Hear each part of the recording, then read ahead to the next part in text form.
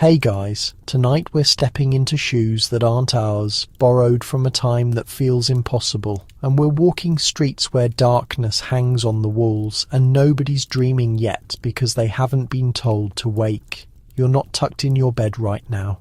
You're floating over ancient rooftops, sensing the breeze slip through broken tiles, listening to a city that breathes like someone's about to open their eyes. And then there it is, tap, tap, tap, metal meeting wood.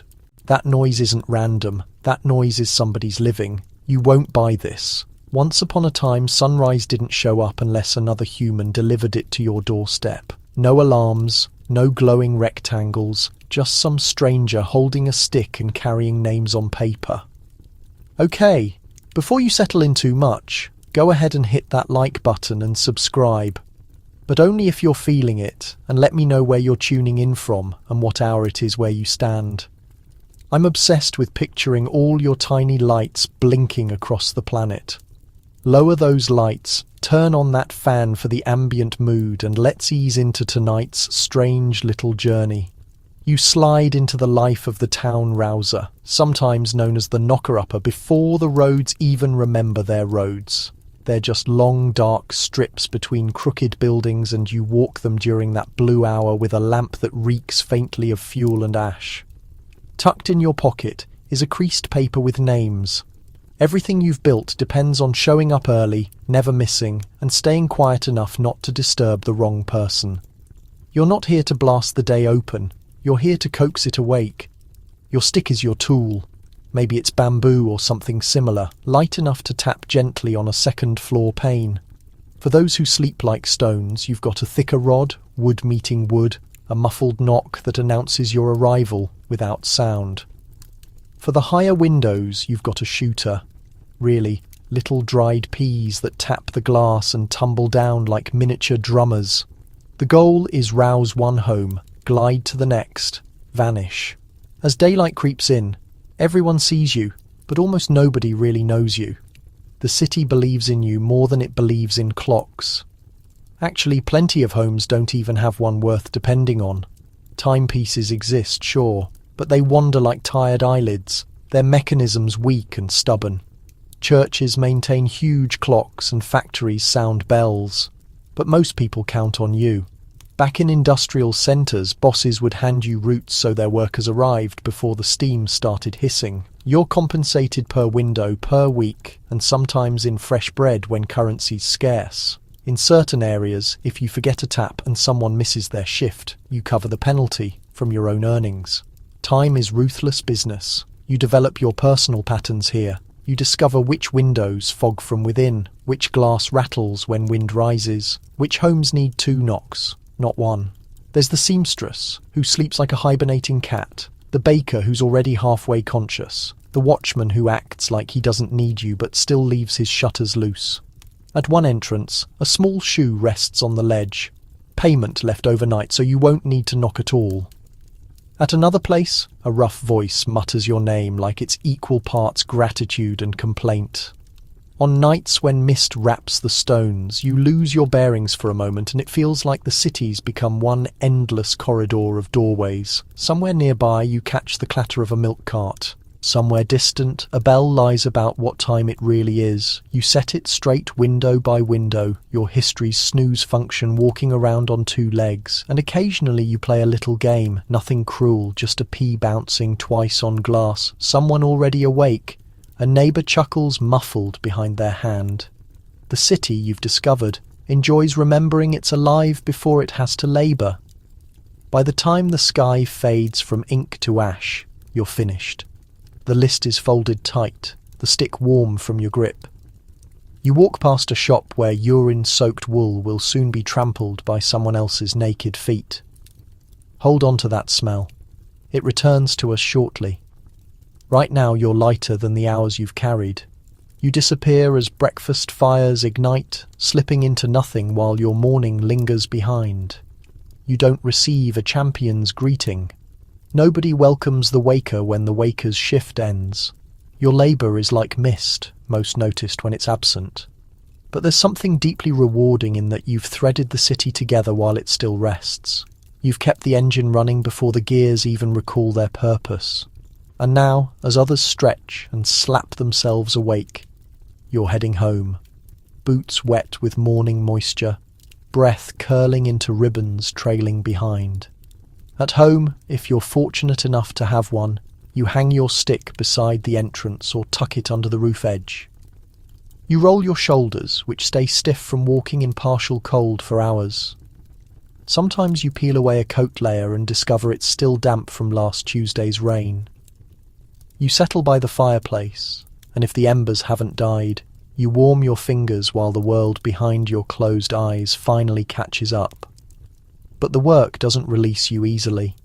Even when sleeping, you're haunted by glass, tapping it in visions, skipping a name on your list, hearing the too late chime of a missed shift. Once you swear you dreamed of tapping your own window and watched yourself turn over, irritated at being disturbed. The job isn't deadly, not exactly, but darkness carries its own collection of threats. Drunks, criminals, dogs that dislike shadows. More than one knocker-upper has carried a club hidden beneath their coat. There are streets where lamps never arrive and corners that seem to curve, just slightly too sharp. In rougher areas, you knock quicker and walk away faster. There's nobody to shield you at 4:01 in the morning, only the hope that you appear like someone with a mission. Some wakers are old, others are kids, supporting their families to survive in the mill towns of Lancashire. Some women accepted the task and became neighbourhood legends, not because they were powerful or fast, but because they never missed a morning, not even in snow. One elderly woman in Manchester used a long fishing pole to reach third-storey windows. Another carried a ladder with wheels. And then there's the fellow who supposedly never spoke once between nightfall and sunrise. Just a tap, just the quiet, and then arrives the puzzle. What happens when you need waking yourself? Who rouses the town rouser? Some knocker-uppers had relatives who shook them by the foot before dawn. Others kept tiny timepieces near their bed and hoped they hadn't drifted. There's something deliciously strange about the concept of a human alarm clock oversleeping, though you'd never confess it if you did. Over time, people quit noticing you. That's part of the enchantment. You become part of the landscape, like the lamp posts or the smokestacks. But there's an unusual pride in it also. You understand the rhythm of the street before anyone else. You know which homes wake early, which dogs bark right on schedule, which curtains flutter half open even before the sun arrives. You know secrets nobody else carries, like who changed shifts without informing the supervisor or which household was stirring before your knock ever landed. Eventually, your profession will disappear. Electric clocks will sneak into bedrooms, followed by the radio, the telephone, and then the glowing screens we clutch today. But for a brief time longer, in this tender slice of the past, your knock still counts. Your pee still finds its target, your name still whispers on exhausted lips behind fogged glass. And tomorrow, before the sky bruises blue, you'll repeat it all, one window at a time. Tap, tap, tap. The sun hasn't appeared yet, and you're already knee-deep in muck that doesn't respect who you are. There's a thin fog spinning over the wetlands and a breathless silence across the flat, soaked terrain. You shift carefully, checking the ground before each movement because you understand what's waiting for you isn't just concealed, it's ravenous. You're not here to catch fish or to trap amphibians or to hunt fowl. You're here for leeches. And the brutal part is, you're not using bait. You're using your own body. You roll up your pants, tighten your belt and wade into the water barefoot. No boots, no protection, just the skin on your shins, warm and throbbing, presented like an offering. This is the occupation. A leech gatherer. You wander through ponds and swamps, sometimes for hours, waiting for something cold and slippery to attach and begin feeding. It occurs slowly. First a sensation, then a gentle pressure. You know better than to swipe it away, let it feed, let it expand. One leech, then two, then 5. You fight the impulse to retch, not because of the discomfort, but because of the sensation. They shift, they squirm. Some curl around your arches. One ventures to climb toward your thigh. Still, you remain motionless, heart pounding like a warning drum inside your ribs. Leeches were treatment back then, not folklore, not quackery, actual prescriptions. Doctors in the 18th and 19th centuries believed in balancing the body's fluids, and that meant bleeding for everything from fevers to migraines to sadness. A proper bloodletting was the standard cure, and leeches were neater than blades, self-cleaning even, or so they assumed, and that's why you're here, in the identical spot where your uncle stood and his uncle before him. Your family made a living from blood-sucking for generations. Village doctors, barbers, medicine sellers, they all paid decent money for a fresh bag of the writhing creatures, especially the large ones, the plump, shiny leeches, the ones that had an appetite for ankle veins and didn't release until they were swollen with rust-coloured nourishment. You carry a metal container or a fabric sack draped over your shoulder. Sometimes it leaks, sometimes a leech escapes and crawls down your spine before you realise. There are days when your legs are so covered with puncture marks that you have to hobble home. You've fainted once or twice from blood loss, a mark of distinction in this line of trade. The terrain fights back too, not just the marsh pulling at your feet like it wants to claim you. There are thorns, clouds of biting insects, sudden pits that devour your shin with a splash. You must memorise safe routes, those dry mounds hidden beneath green patches, the area where the frogs dodge because it's too deep even for them. You become a scholar of the swamp. You observe. And the terrible days. The days when the leeches aren't interested, when you wade through for hours and nothing attaches. You slap your shins in frustration trying to lure them. You might even prick yourself with a needle, draw a little blood to capture their attention. Because no leeches means no payment, and no payment means returning home to a table with nothing on it. Still, there's an odd cadence to it, a tranquility. The world around you doesn't communicate much, and neither do you. Just the noise of water swishing as you shift, the rare bird song, the slick snap of something releasing from your skin. And now and then, though you'd never acknowledge it, you catch yourself gazing at the sunrise across the wetland and thinking, maybe there's something serene here. Then a leech fastens on your toe and the moment's shattered. By mid-morning your legs are a war zone. Puncture marks seep slowly, some still trickling, others scabbing into itchy dots. You don't wrap them. What's the use? Tomorrow you'll be back in the identical water feeding the identical creatures. You used to recoil at the sight, but now it's just part of your flesh. The ache settles into your muscles like an ancient melody, one you hum through your teeth while inspecting the bag of wriggling prizes you've gathered. You head toward the settlement, careful not to jostle the sack too much. A burst leech isn't just revolting, it spoils the others. Nobody wants flawed goods. Medicine sellers are selective like that. You've even heard of gatherers who swallow leeches alive to transport them, letting them writhe in the stomach like passengers in a belly stagecoach. You haven't attempted that yet. At the rear entrance of the barber-surgeon shop, you knock 3 times and wait. He doesn't welcome you with warmth, just a sniff, a look, and emotion. You pour the leeches into a shallow container so he can examine them. Plump ones earn you extra, sluggish ones he'll dismiss like spoiled fruit. You try not to take it to heart. Sometimes, if he's in a generous mood, he'll let you observe. You've witnessed the barber tie a child's arm with a leather strap, press a leech on the tenderest part of the elbow and watch it cling like a hungry button. The child didn't even weep, just stared in terror while the creature puffed up with their blood. Once, the barber used your leech to treat a baker's infected foot. The thing detached after 10 minutes, drunk and slow, and dropped into a bowl with a plop. You wondered if it recalled you. You move on to the next shop, and maybe the next. In some settlements, competition's fierce.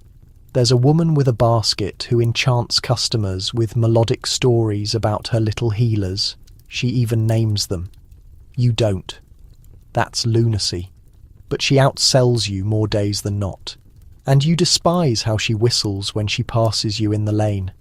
If nobody's purchasing, you can't afford to let the leeches perish.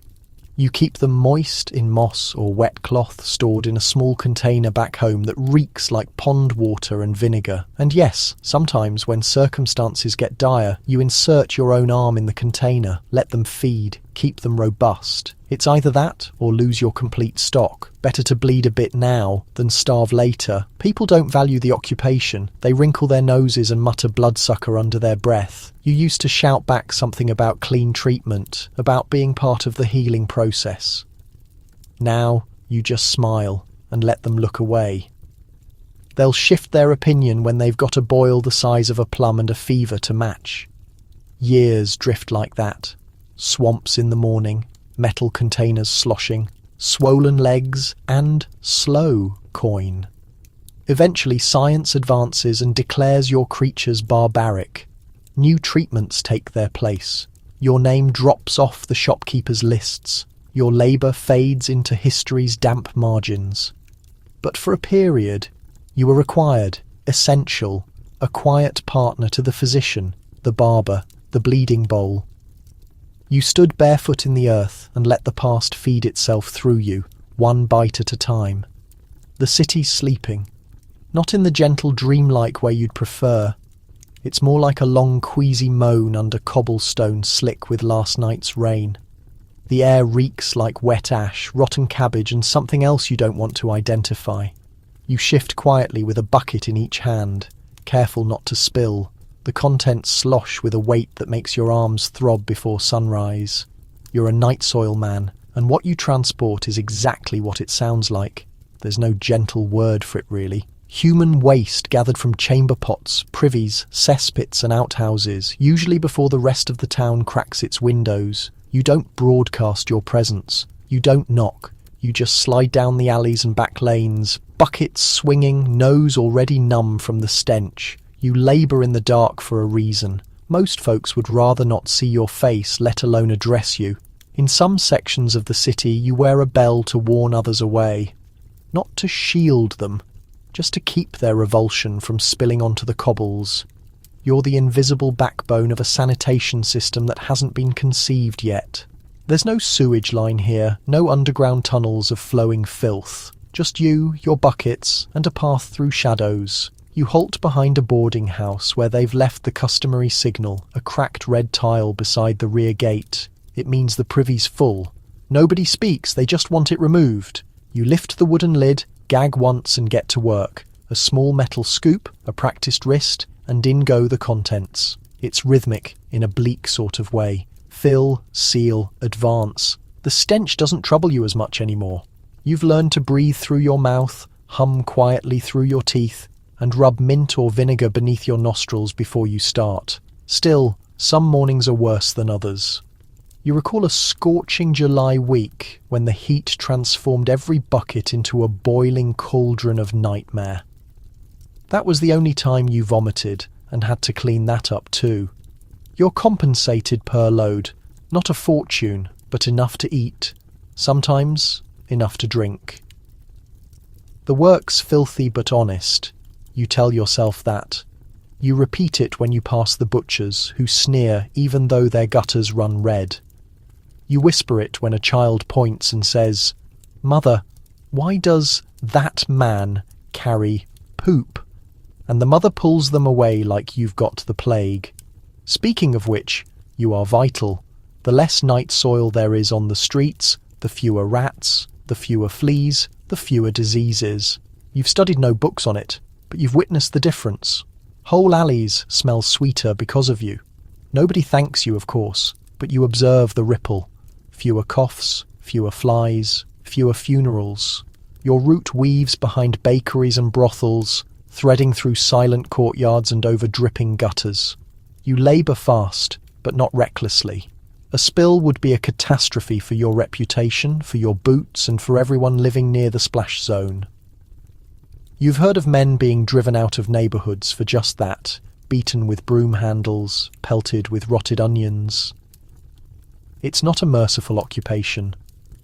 By the time the sky starts turning silver, your arms are shaking from the weight. You trudge toward the dumping grounds, usually a pit just outside the city wall or a shallow trench in the woods marked with old boards and stink lines.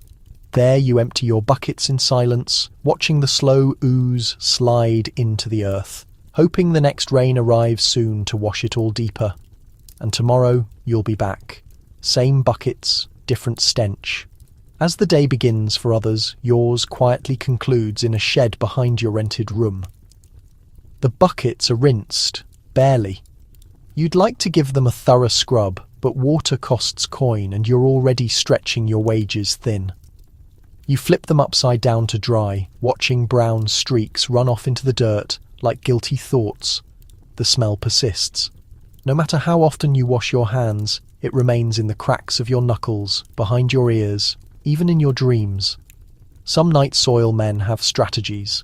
One keeps a pouch of lavender tied around his neck. Another swears by smoking a pipe throughout his shift to keep the stench out of the brain. You attempted both. Didn't help. Best approach is to keep moving.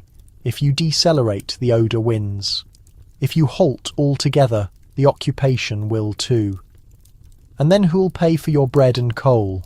There's a saying, don't touch what you can't name, but you know every variety. You can identify a sick household just by the shade. You can smell the distinction between wealthy and poor. Believe it or not, the well-fed leave behind something vastly different from the starving. There's shame in realising how much of life can be assessed by what's left behind in a wooden box. You've started noticing things nobody else sees, like how the wealthier houses, those with brick walls and proper chimneys, generate more waste. Or how the homes with the sickest smells often have children's shoes at the doorstep. You try not to contemplate it too much, but it accumulates. A quiet rage, maybe, or a sadness you can't name. You transport more than buckets each night, but there are bright moments too. Once you discovered a silver spoon in a privy. You cleaned it, sold it, and bought yourself new boots. Another time, a terrified cat leapt out of the pit as you opened the lid, clawing your arm and knocking your lantern into a pile of straw. You've never moved so fast. The cat survived. The straw didn't. You laughed for a full minute once the panic passed, knees shaking, lantern in hand, thinking what a way to go that would have been. There are rumours, of course, tales shared in taverns when people get too many ales in them. One night Soil Man supposedly went mad from the fumes and ran naked through the town, screaming about ghosts in the sewers. Another claimed he'd seen gold rings at the bottom of a cesspit and dove in to retrieve them. You never saw him again, but then you never verified if the story was true. Your hands are thick with calluses. Your boots leak a little more each week, but you've got steady work, and in a world that doesn't offer much of that, it's something to grasp onto. You've even made friends in low places. Other tradesmen nobody speaks to. The rat catcher, the chimney sweep, the tanner. You nod when you pass, share a drink when the purse allows.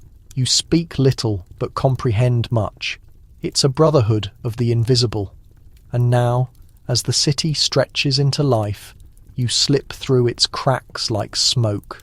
You pass the baker arranging his first loaves, the milkmaid yawning beside her pails, and the knocker upper tapping his final window. Remember him?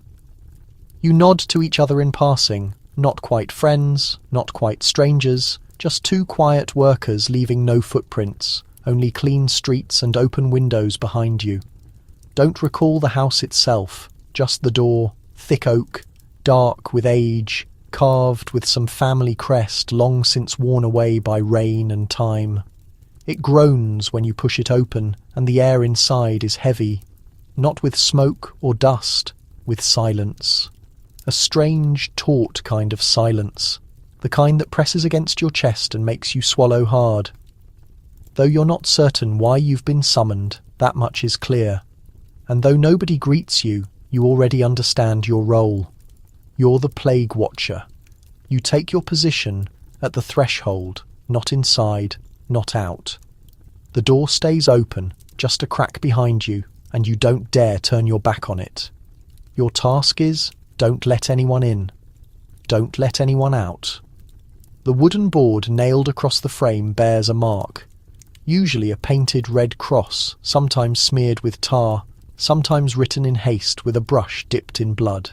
It declares what everyone already suspects. Someone inside is sick, possibly with the plague, possibly dying, possibly already dead. But you're not here to assist them. You're here to watch. It's a task nobody envies and few comprehend. You're compensated by the city, meagre coin handed to those deemed expendable or already recovered.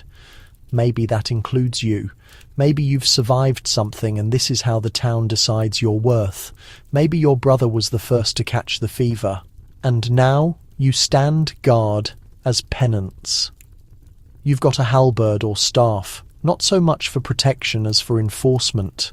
Your orders are precise. Nobody is to cross the threshold. Not for bread, not for medicine, not even for prayer. The family inside depends on you not to let them out. It's a twisted kind of trust. Sometimes you hear them, feet shuffling behind the door. A cough that echoes too long. A child's voice asking if it's morning yet. One evening a woman called out softly, "Please, just tell me what time it is." You didn't respond. You're not supposed to communicate with them, not even once. Most hours drift in quiet. You shift your weight, scan the street, chew on the end of your scarf. Nobody wants to be near you. Some cross to the far side of the road when they see your post. Others toss you bread wrapped in cloth, never meeting your eye. You're not just a guard. You're a warning, a walking reminder that the sickness still has teeth. You labour in shifts, though the hours blur. Another watcher may relieve you at dusk, but sometimes nobody comes. In that case, you remain. You eat standing up. You sleep sitting against the doorframe, staff across your lap like a gate. Once a man attempted to bribe you. He slipped out through a side shutter, trembling and pale, offered you a whole shilling to look the other way. You didn't accept it, but you still remember his eyes wide and wet, like a cornered animal. He didn't make it far. The constables discovered him hours later, collapsed near the fish market. His name never made the records, but you remember it anyway. And sometimes the house goes quiet. No footsteps, no coughing, no whispers through the door. You wait a few hours longer, then a day, then two.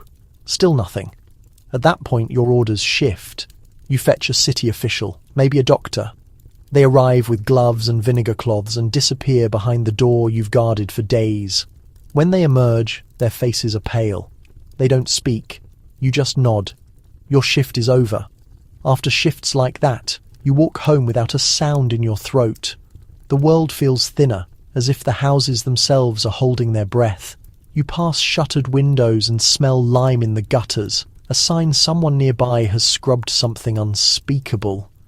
You scratch at the seam of your collar where the vinegar-soaked cloth has chafed your skin raw, a mark of the occupation like the sore feet or the empty stomach. But don't assume this makes you a champion. Nobody sees you that way. You're not celebrated. You're avoided. You sit alone at alehouses if you bother to go at all. You eat outside when you can. You hear whispers behind your back. He watches the marked houses. He's seen them die. Some folks believe you carry the sickness just by standing near it. Others say you bring bad luck. A woman once spat near your boots and muttered something about curses. You didn't argue, you just kept walking. The compensation isn't generous. It's just enough to keep you from starving. And maybe that's the intention. You're not expected to last long, not in an occupation like this. It's often assigned to the desperate, the elderly, the sickly, the unlucky. If you have no family, no prospects, and nothing left to lose, congratulations, you qualify. Still, there's something else. A strange pride, a weight in your chest that says I showed up. When the air turned sour and the streets emptied, you were the one who remained. You held the line. You didn't flee. And you've witnessed things that don't make sense. A house marked for plague where the entire family emerged healthy days later, singing even. Another where nobody ever knocked from within. And yet at night you swore you saw candlelight dancing across the upstairs window. You don't discuss those moments. The city forgets what it fears, and your task is to forget along with it. Sometimes, late at night, you walk past a door you once guarded. It's clean now, the mark washed away. New people moved in, a flower box added, a curtain swaying in the breeze. You wonder if they know, you wonder if you ever truly knew what was happening inside. There's an ancient superstition whispered among plague watchers. If you listen too closely to a dying house, it'll call your name one night and you won't be able to leave. You laughed at it once. Now you're not so certain. You've kept your name off the death rolls for now, but you keep a list in your coat pocket, scratched in charcoal. Just the street names, the ones you've stood before. A strange little ledger of silences. Your boots are worn through at the toes. Your cough lingers longer than it should. Still, each time you're called, you go. You take up your staff, your vinegar rag, and your post by the door. You breathe shallow. You wait. And when someone peeks through a curtain down the street and sees you there, still silent, watching, they shudder, pull the drapes tight, and whisper a prayer. Not for themselves, for you. The street is quiet when you arrive, though the smell reveals it long before the doorway does. It's thick, swampy, and wrong, like something ancient clawing its way up from the earth. You've grown accustomed to bad smells by now, but this one still curls your lip. You pause for a moment, tucking a cloth under your nose, and then step forward. It's time to descend. You're a gong farmer, one of the few brave or desperate enough to climb down into the cesspits of the city. You wait until nightfall. This isn't labour meant for daylight. Nobody wants to see you do it, and frankly, neither do you. A wooden trapdoor creaks open behind a tavern, revealing a narrow shaft lined with stone and grime. You light your lantern, sling your tools over your shoulder, and drop in with a squelch. Your boots vanish instantly into the soft, viscous floor. This pit hasn't been emptied in years. The smell hits harder inside. It's not just rot, it's time itself, layered and fermented. You try not to breathe too deeply. You shift slowly, not from fear, but from necessity. One wrong step and you'll sink. People have died this way. Nobody talks about them, but every gong farmer knows the stories. A man in Coventry stepped into an old chamber that had gone hollow underneath. He was never seen again. His shovel was discovered days later, floating near the surface. Your tools are basic. A long-handled scoop, a bucket on a rope, and a flat-bladed shovel for scraping the corners. You labour by feel as much as sight. The lantern barely cuts the darkness. And you've learned that shadows down here don't behave like they do above. They cling, they crawl. You try not to look too long at the walls. The cesspit is nearly full, and it's your task to empty it, one slow scoop at a time. The contents will be hoisted to the surface and dumped into waiting carts. From there, it'll be taken to the outskirts of the city, to fields where it's sold as fertilizer. They call it night soil, though you know better. It's your life in liquid form. There's a rhythm to the labour. Scoop, drag, lift. Your hands blister even through gloves. Sweat slides down your neck and mixes with the muck on your collar. You hum to keep your mind distracted, an ancient lullaby your mother used to sing. You can't remember the words, only the tune. It doesn't help much, but it fills the space. Sometimes you discover things. Coins dropped by careless guests in the privy above.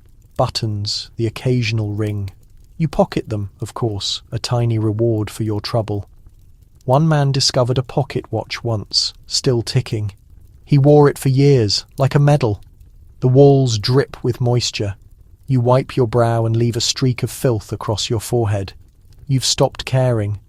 This is the 5th pit you've cleared this week, and your body's starting to protest. Knees stiff, back locked. You'll soak in a tub later if the water's still warm by the time you return. If not, well, you've gone to bed worse. You pause to rest, leaning against the pit wall, and close your eyes. You think of the stars outside.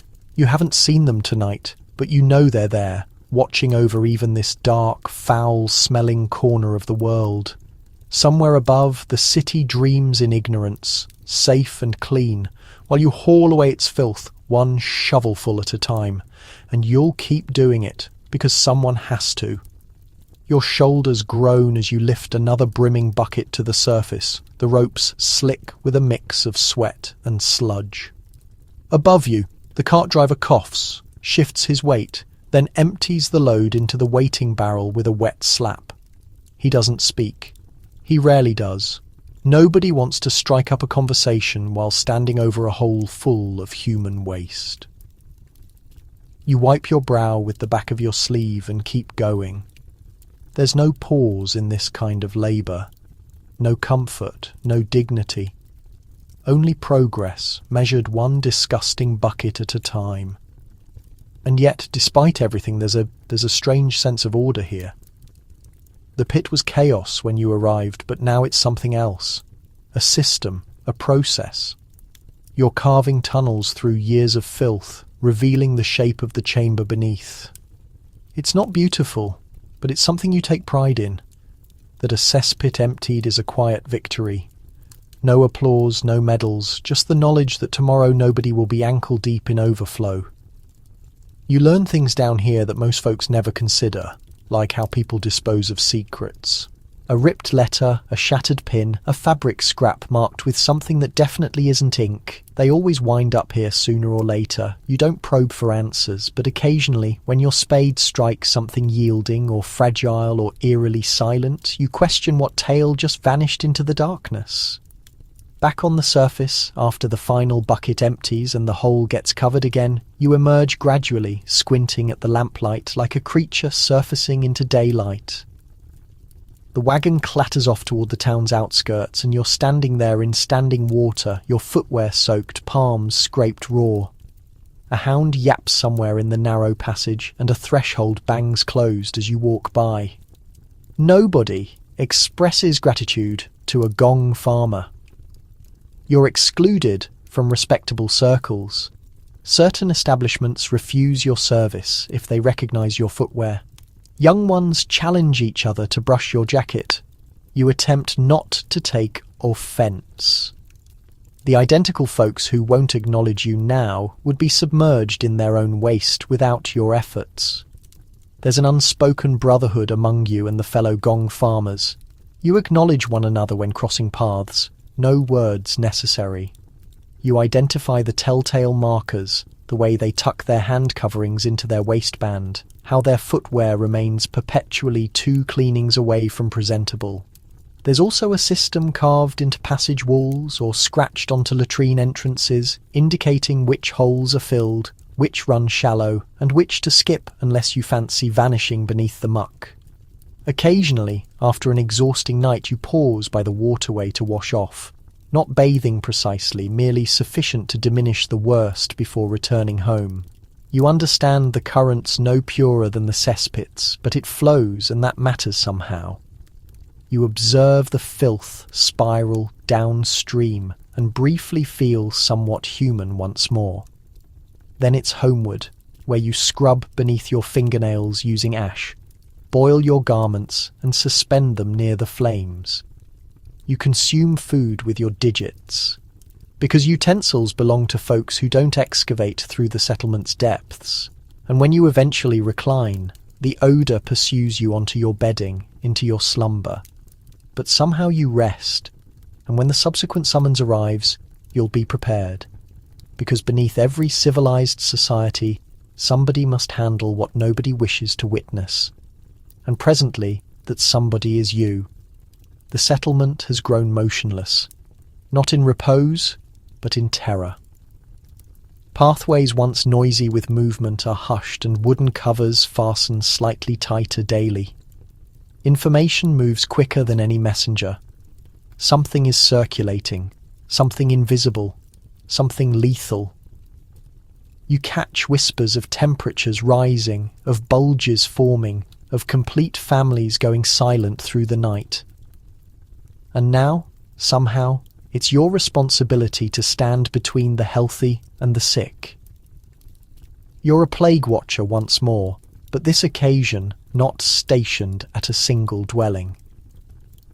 No, presently you monitor whole sections of the settlement, where disease drifts like vapour and panic attaches to every junction. There's no separation between obligation and terror, no sentry point to rest against, merely unending pathways and a roster of identities scratched onto paper that seems too delicate to carry their burden. Your instructions have shifted. This differs from the designated dwellings previously, where you observe the entrance for days. Presently you're travelling, a wandering guardian carrying a lamp in one grip and a counting rod in the other. You document every household, reporting elevated temperature. You transport announcements. Occasionally, you hammer the plague marker to an entrance yourself, crimson pigment still wet, streaming like a caution. Other occasions, you address nobody. Simply mark the barrier, pivot, and continue moving. The atmosphere's transformed. It's not merely the scent of unwashed fabric or rotted provisions anymore. It's the fragrance of desertion. Pathways that were previously vibrant are now silent in the incorrect manner. Even the vermin pause. You navigate across fractured paving stones, moving past abandoned wagons and entryways swept clean too recently. A youth's plaything lies abandoned in the drainage channel, a solitary glove, a bread portion going hard on a ledge that nobody remembered to retrieve inside. You don a covering now, hide, rigid, with an extended projection filled with plants and seasonings. The medicine maker insists it assists. You're unconvinced. It carries the aroma of herb and sour liquid, and it makes your breathing resonate in your hearing like faraway thunder. You communicate through it quietly, your tone scarcely human anymore. It startles folks. That's likely the intention. The hours blend. You monitor from one boundary of the area to the opposite. You rap on entrances with your covered hands reverse. Sometimes they respond, sometimes they remain silent. You record the locations regardless. You've discovered not to remain. If somebody coughs too near, you depart swiftly. You've witnessed too many watchers vanish after merely one error. It's not solely the sickness that endangers you. It's the population. You're the representation of terrible information now, the one who delivers the command to close a dwelling, to refuse entrance, to remove a corpse. You've had stones hurled at you, containers of waste dumped from overhead. One female pursued you through the pathway, screaming maledictions in a tone that didn't resemble her actual voice. You didn't cease fleeing until your chest surrendered. Nevertheless, you appear the following morning. You gather your counting rod, your covering, your lamp, and you traverse the pathways nobody else will. The settlement requires somebody to chart its sorrow, even if the chart transforms daily. By twilight, your footwear is weighted with soil, and your coverings reek of perspiration and panic. You return to the watch post, a modified stable containing 2 sleeping platforms, 1 container of stew, and a quietness that nobody desires to interrupt. You rest in your garments. Nobody desires to handle the clothing once they've been outside. You maintain them on like additional skin. Even your visions are silent now. When dawn arrives, you don't sense it in the heavens. You sense it in your frame, awake not from rest, but from the absence of it. You stand, cleanse your features in frigid water that bites your flesh, and rewrap the fabric under your covering. The plants are withered now. Yesterday's herb has become fragile. You crush several additional pieces into the projection, inhaling the intensity like it might slice through the dread wedged deeply in your ribcage. Beyond, the pathways are no friendlier. Somebody's sketched a chalk ring around your entrance, a rough caution, disease worker within. You observe it briefly, and stride directly across it. Allow them to fear you. You're too distant to concern yourself with their opinions. You move past dwellings you designated last week, some now sealed entirely, their openings shuttered with boards like caskets positioned upright. You evade visual contact with the residents. They feign not to notice you, but you detect the movement behind drapery, the murmur of respiration from behind entrances. You understand they're observing. Today you're tasked to transport announcements to the settlement's periphery.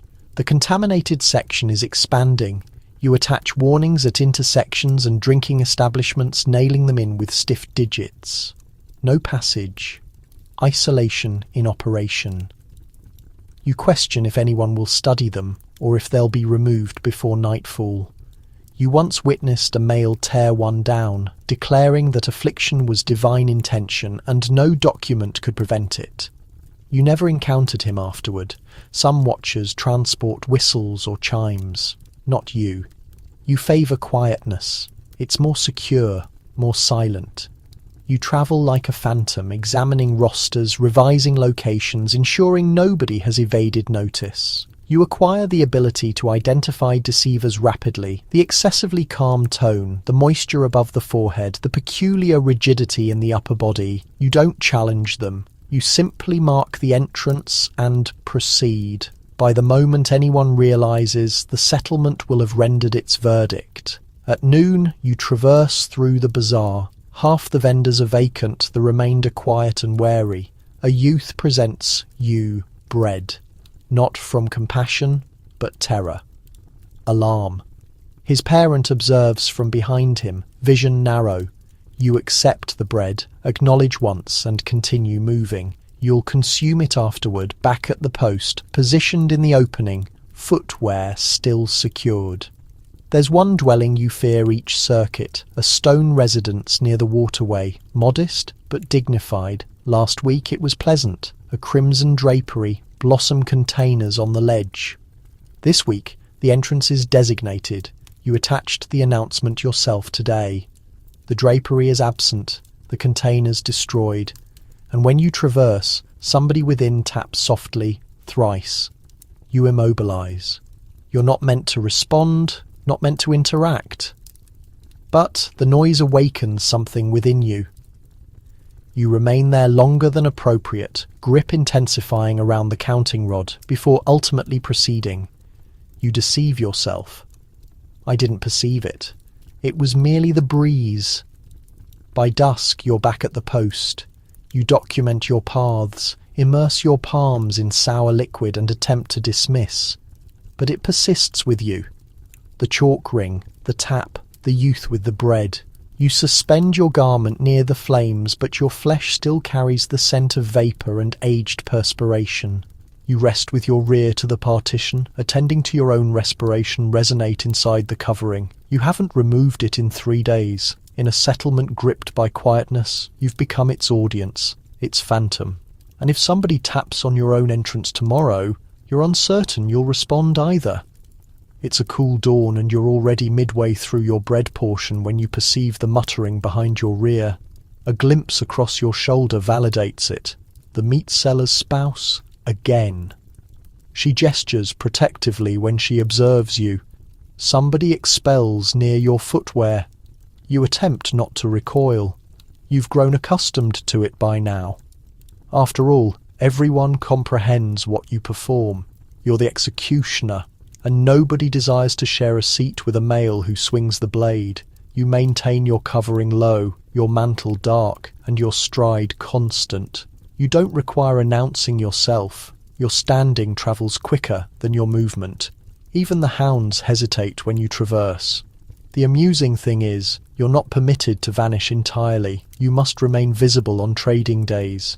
Portion of your civic function, a reminder, a caution. You don't appreciate being here, positioned near vendors of bulbs and fabric, feigning to examine roots while the metal worker observes a void through your torso. But you perform it regardless. You're required. The settlement expects its judgment to be witnessed. You weren't delivered to this occupation. Nobody is.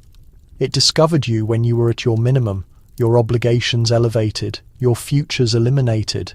The position offered shelter, a payment, even flesh, when provisions were limited. But it arrived with conditions: separation, disdain, and naturally the labour itself. You recall your initial occasion, the shaking palms, the assembly's respiration suspended in unity. The manner the sentenced male regarded you, not with fury, but with acceptance that remained with you. You've acquired since then how to render it precise. One motion, consistently one. You hone your own instruments. You evaluate the mass. You murmur a prayer, not for their spirit, but for your palms. Nevertheless, there's more to the position than the ultimate act. You're the one who assembles the platform, examines the cord, verifies the timber for decay. If something fails, it's on your responsibility. A dull instrument, a breaking chord, an assembly turning hostile. You've witnessed a male ruin the task and be destroyed by the identical population he served. You never dismissed that. Your dwelling stands near the settlement's boundary, intentionally positioned. A modest stone residence with substantial shutters and a sturdy fastener. The settlement constructed it for you. Portion of the agreement. Some designate it the hangman's dwelling. Nobody ever approaches. Young ones challenge each other to contact the barrier. You discover modest footprints in the powder, but they never persist long. You're compensated in currency, but also in exclusion. No levies, no fees, and certain freedoms. Some traders must vend to you by regulation, even if their palms shake as they calculate your payment. And yet the reduction doesn't taste correct. You transport your provisions home rapidly, unwrap it with caution, and consume in quietness. Oddly, some population do pursue your presence, not from affection, but fascination. The intoxicated, the misplaced, the ones captivated by what mortality resembles up close. They pose you peculiar inquiries over beverage. Did he weep? Did he plead? Did you ever fail? You've acquired not to respond. A gesture performed superior to the reality. Once somebody inquired what the most difficult portion was. You didn't require thinking long. Returning home, you stated, "Home is silent, not tranquil, merely silent." The variety of quietness that compresses against the openings and settles into the chamber's corners like powder. You don't embellish, you don't require to. There are no visitors, no amusement, no borrowed vessels awaiting to be restored. Merely a simple wooden surface, a fireplace that carries faintly of fuel, and a seat that protests when you position too rapidly. You maintain your implements in a secured container, the blade polished and enclosed in oiled fabric, the reserve instruments, the sharpening stone you utilize every Sabbath morning, even if unnecessary. There's a cadence in the grinding, a constancy. Some males attend worship, you sharpen metal. Population assume you're unfeeling, that you rest easily, that you sense nothing for the existences you terminate. But you recall every countenance not dramatically, merely as a roster burned quietly into your memory's creases. The burglar with the speech impediment, the warrior who saluted you before kneeling, the aristocrat who attempted to corrupt you with a gold band in his footwear. You declined, not because you're virtuous, but because the position is cleaner when it's detached, and yet it never truly is. You once observed a female in the assembly, young, shaking, with crimson coverings. She didn't weep, she merely observed, mouth compressed shut. Afterward, somebody stated she was the sentenced male's sibling. You've never dismissed her.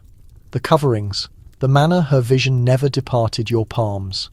Occasionally you vision of the platform, not the instant itself, but the noise, the assembly's hush, the plank's protest, the birds growing still precisely before the blade descends. In the vision, you're the one kneeling. You consistently awaken before the motion. You attempt not to contemplate the days approaching, but you comprehend there's another verdict awaiting. Another wagon. Another countenance.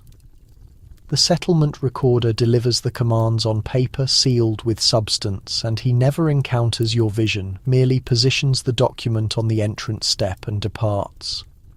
You study it gradually. You commit the identity to memory. Then you crease it and position it in the compartment beside your sharpening stone. The day comes. You awaken early, consume nothing. You don your garment, the one that's never cleansed, and traverse through pathways that separate like injuries as you traverse. The platform is already assembled. You verified the fasteners last night. You verify them again this morning. The sentenced male is silent. Occasionally they communicate, occasionally they remain mute. You acknowledge but state nothing. That's your principle. You position the vision cover. Tenderly you elevate the instrument, and when it's completed, you don't remain. The assembly erupts. Some celebrate, some condemn, a few weep. You don't remain for any of it. You traverse home by the rear passages, evading the plaza. You navigate across a youth sphere abandoned in the soil. You arrive at your entrance, secure it behind you, and position by the flames until the daylight vanishes. Then you cleanse the blade.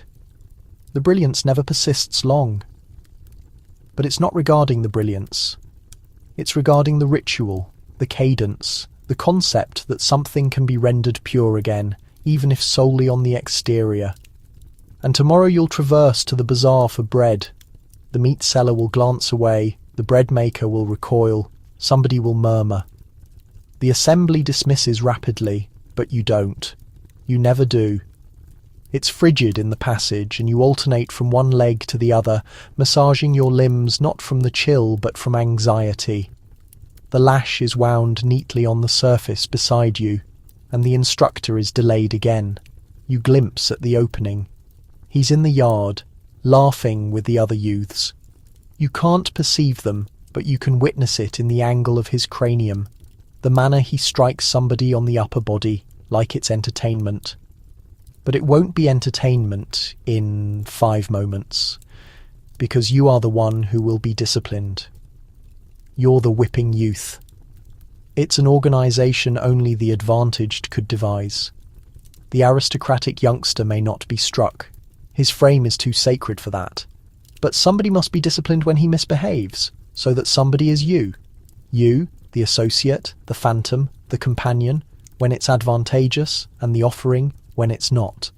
The two of you are cultivated together, nourished together, educated together. Occasionally you even rest beneath the identical shelter. You comprehend his script, his terrors, his preferred nourishment. You also comprehend the exact angle at which the rod strikes your hand when he deceives. And he does deceive frequently. Today it was ancient language. He declined to recite the pattern, laughed, constructed a crude verse regarding the instructor's hairpiece. The chamber erupted.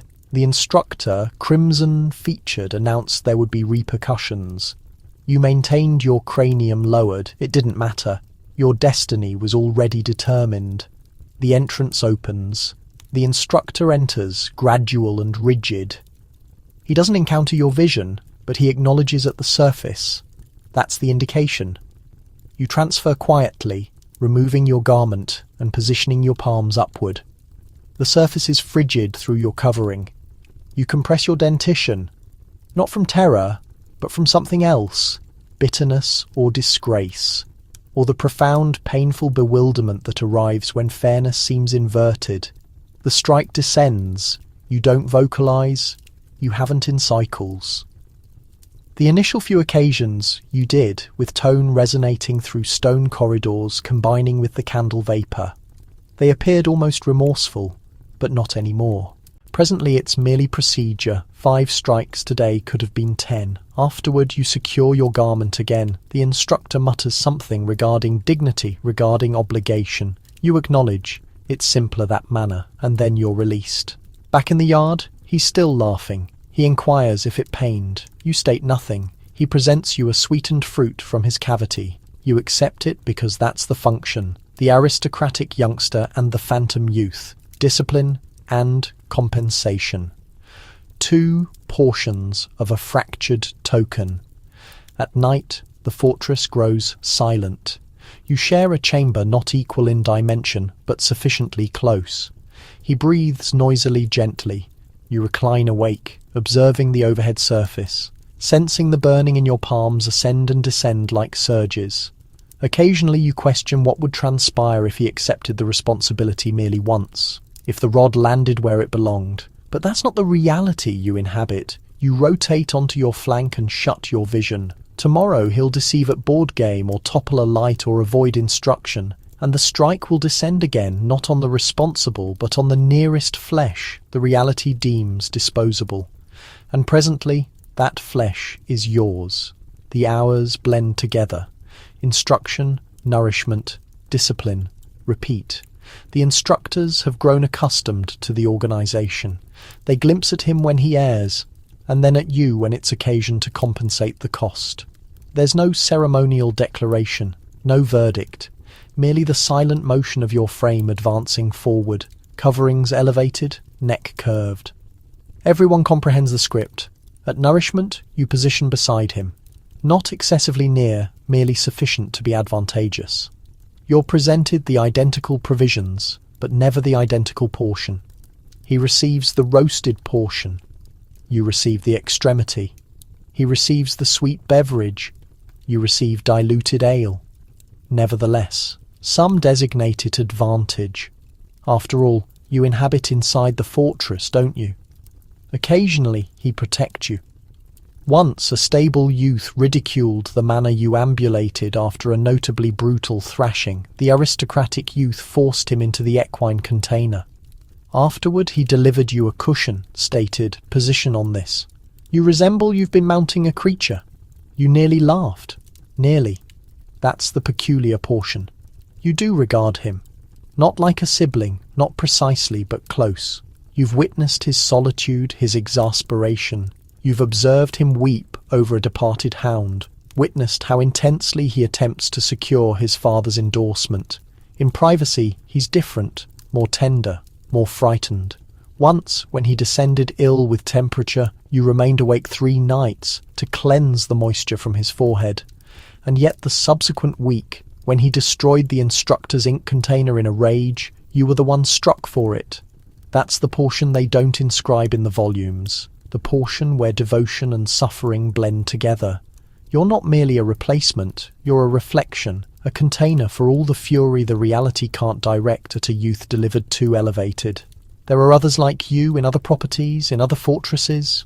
You perceive their tales when you encounter at celebrations or during brief visits. One youth states his master apologizes every occasion. Another states his never communicates to him beyond instruction. One states he was struck until his rear bled while the aristocratic offspring observed from the opening, consuming cider. That youth didn't return the subsequent cycle. You question what your existence will be like when he matures, when he no longer requires you. Will they expel you, present a token and a touch on the upper body, or will you be absorbed into his residence as a servant, a notation to his ascending prominence? The reality is, you don't comprehend, and neither does he. Occasionally he observes you with something resembling remorse in his vision. Other occasions he boasts regarding how the strike has never contacted him. You're never certain which version of him is authentic. One dusk, as you position beside the fireplace, he inquires if you'd ever exchange positions. You pause, not because you're uncertain, but because you've never been inquired. No, you state ultimately, I wouldn't desire your existence. He appears surprised. You contemplate all the regulations, the anticipations, the artificial expressions you must display. Then you contemplate the lash, the contusions, the manner your frame absorbs somebody else's discipline day after day. Perhaps you're both confined, merely in different manners. The entrance protests open with a moan and the fragrance strikes you initially. Not revolting, not like the cesspits or the disease dwellings, but intense, acidic, nearly metallic. It adheres to the stone partitions, travels the vapour that spirals from the wooden containers at the distant boundary of the workspace. You advance inside and your footwear splash into shallow channels filled with murky liquid. You blink against the ascending haze and secure your fabric tighter. Today you're not here to transport a container, not to monitor a barrier or calculate a verdict. Today you're here to process fabric, but not with cutting tools or spindles or weaving frames. No, your position is much simpler, far more physical and infinitely more disagreeable. You're a fuller, and you cleanse and soften crude fabric cloth by treading on it with your unshod feet in containers filled with aged human discharge. Yes, that variety of discharge. You elevate your leg coverings and advance into the nearest container. The material has already been immersed, substantial sheets of rough fabric weighted with natural oils and soil. Your task is to tread it until it releases, until it compresses, until the oils and filth surrender their grip. And to accomplish that, your settlement has presented you a container of pungent liquid once designated as land. In case you're questioning, yes, it's precisely what it resembles. Gathered human discharge, matured for days to promote ammonia. Containers are positioned beyond dwellings and drinking establishments with indicators presenting a token for a filled vessel. Some families desperate for revenue participate willingly. Others glance the opposite direction. Regardless, somebody gathers it all, transports it to the fulling establishments and disperses it into these channels where you now stand. The burning is instant. Your feet tingle, your flesh contracts. But the worst portion is the warmth, frame temperature. Somehow, though it's been positioned for days, you attempt not to contemplate it. You elevate one foot, then the opposite, processing the material beneath your bases, churning it gradually, like fruit in a press constructed for nightmares. You've been informed it functions, that the ammonia in discharge breaks through the oils, softens the fabric, assists it absorb pigment more uniformly. And it's accurate when you grasp the completed product in your palms. Days afterward, it's softer, denser, more luxurious. It's also peculiarly warm, as if it recalls the effort you invested into it. Around you, other fullers tread in quietness. Nobody communicates. Discussion leads to inhaling, and inhaling leads to perceiving. You concentrate on the cadence. Back, front, compress, rotate, like a dance choreographed in disgrace. Your feet grow numb after a period and you're appreciative. That signifies you can process quicker. Once, a trader from the settlement passed by the establishment and compressed his nose. "How do they endure it?" he inquired, as if you were a fascination in a display. You didn't respond, merely continued treading. Occasionally the containers foam, occasionally they effervesce. On warmer days, they emit noise. You attempt not to inquire why. Fascination has no position here. Only strength, only repetition. At noon, you pause for bread, but not beyond. You cannot. The fragrance pursues you, extends behind your every movement. Even the vermin seem to hesitate near your seat. So, you position in the junction, consume dry portions, and calculate the hours until your period terminates. You've perceived tales of fullers in ancient empire performing this labour with melodies and beverage to numb the perceptions. Here you receive neither, just the splash, the reek, and those stubborn wool folds under your throbbing feet. And you haven't even gotten to the dye baths yet. The second half of the day is somehow even worse. The wool, now softened and stripped of grease, gets dragged from the vats and wrung out with powerful arms and slippery hands. You help haul it toward the drying racks, your palms steaming in the chilly air. Every drop running off your fingers reeks of something a person should never handle, much less live around. Once drained, the fabric heads to the dye house. It's quieter in there. No splashing, no groaning beneath your feet. Just long, shallow basins filled with deep hues and warmth. You'd expect this part to be easier. It ought to be easier, but the dye house has its own kind of torment. The colours are stunning, certainly. Crimson, indigo, green, so dark it appears black. But they demand a price. The red comes from crushed insects, the blue from fermented plants, steeped until the scent is almost sweet and completely suffocating. You take shallow breaths. You feel it coating your throat. You lower the cloth slowly, working the colour into it. Some fullers use sticks, but today you're using your arms. The water's warm, nearly hot, and the dye clings like paint. Your forearms stain fast. The red won't wash away for days. That's fine. It's the burning that gets you. The wounds from before, the tiny cracks between your toes, the raw skin on your heels sting now as if scalded. Still, you work. You turn the cloth, fold it over, twist it through itself like a knot. Every fold must absorb the colour evenly, or the customer will return it. And nobody wants to handle a noblewoman who insists her new gown smells like the alley behind a tavern. The master fuller observes from the corner. He never talks, just nods or frowns. You can interpret him well enough now. His nod means nothing. His frown means you'll stay late. You've witnessed what happens when the dyeing goes badly. One boy dropped a bundle of wool into the blue vat and forgot to stir. It emerged patchy, uneven. A shame, truly. The master beat him with a paddle and threw the cloth onto the fire. Days of stomping and steeping turned to ash and a bruise. Your hands move quicker after that memory. By evening your back is screaming and your knees ache like they're filled with wet sand. The sun is long gone. You haul the dyed wool to the drying racks near the hearth, where the heat from the coals rises gently, lifting the stench just enough to feel like it's escaping. It isn't. You know that by now. You strip off your overshirt. The sleeves are dyed to the elbow. Underneath, your skin is splotched with angry pink patches where the urine and the dye have done their work. You wash with lye soap, harsh, bitter and cold. It stings. You've stopped wincing. On the way out, a merchant delivers a fresh bundle of raw wool.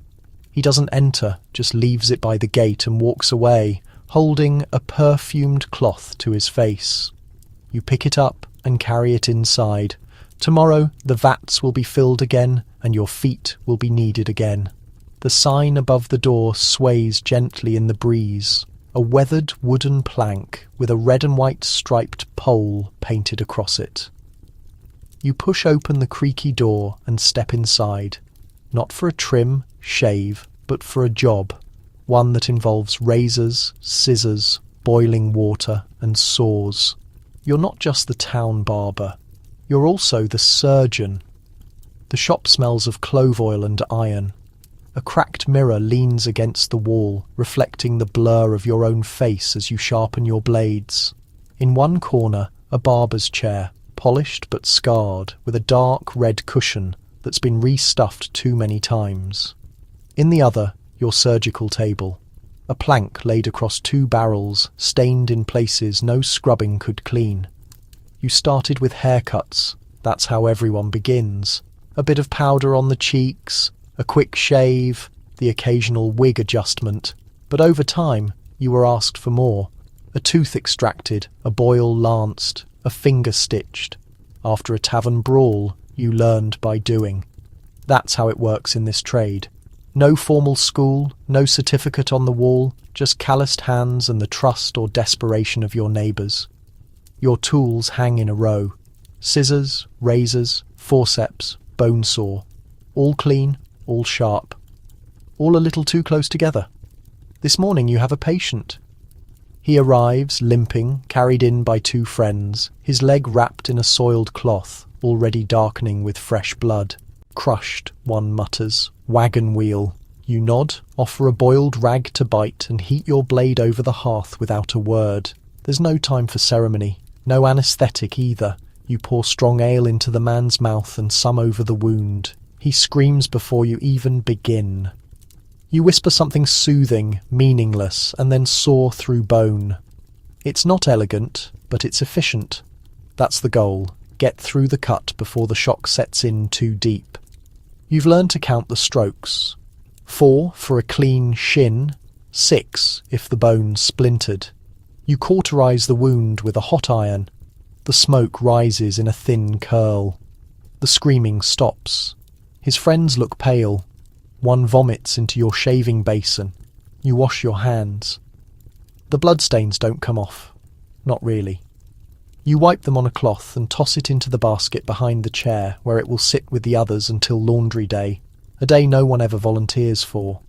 But surgery is only half of your work.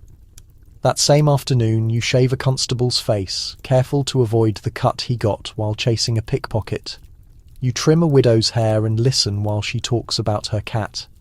You scrape plaque from a merchant's yellow teeth and wonder if his breath will ever recover. Some days you go house to house. A mother with a feverish child, a man with a toothache so deep he's offered you half a chicken just to end it. You pull the tooth and he sobs with relief, spit down his chin. You mop it up gently. Then you charge him a full chicken anyway. You'll need the bones for soup. You're respected, feared, depended on. When the real physicians ride through town in their wigs and silks, they sneer at your tools. But they never stay long. And when they're gone, who do the people return to? You.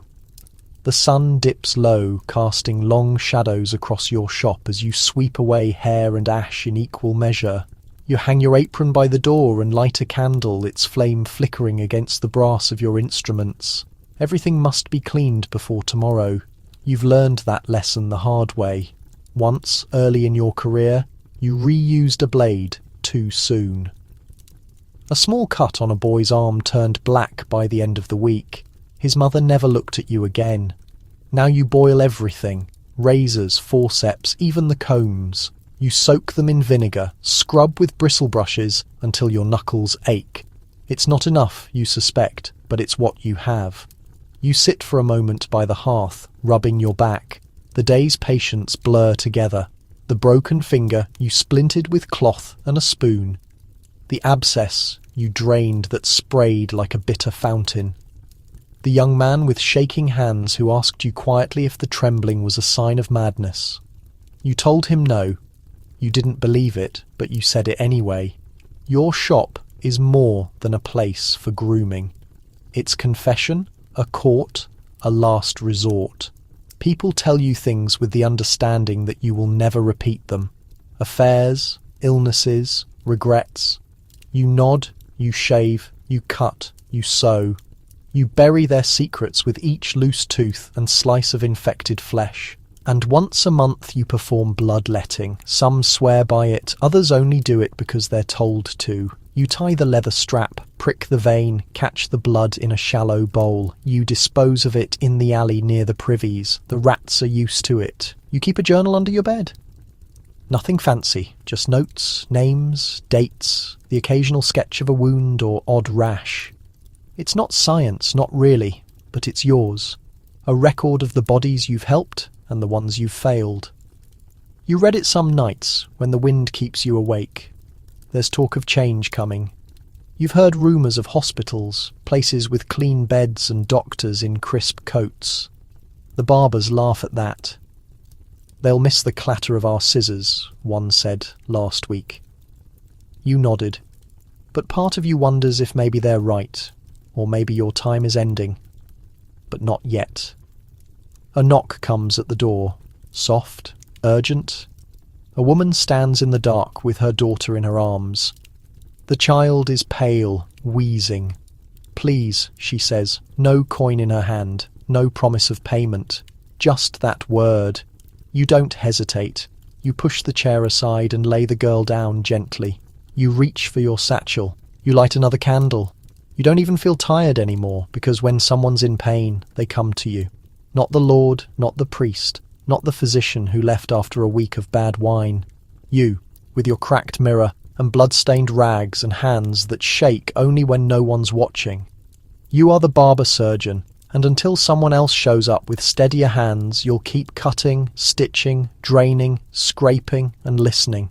Always listening.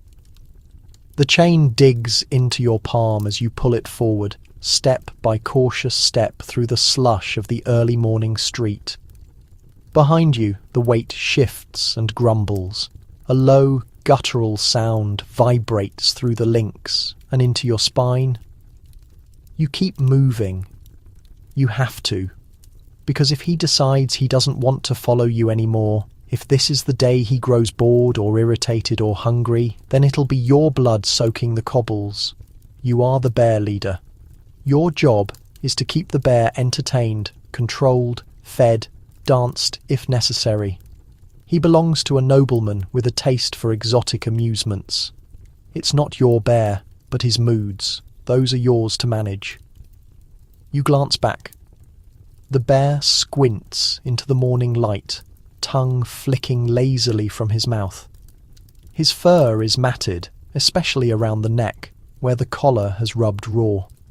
He smells of meat and straw and something older, deeper, something like ancient fur and firelight, something wild. Today you're leading him into the village square. There's a fair, not for the commoners, not really. This is for the rich merchants, landowners, a minor baron or two. And the bear is the highlight.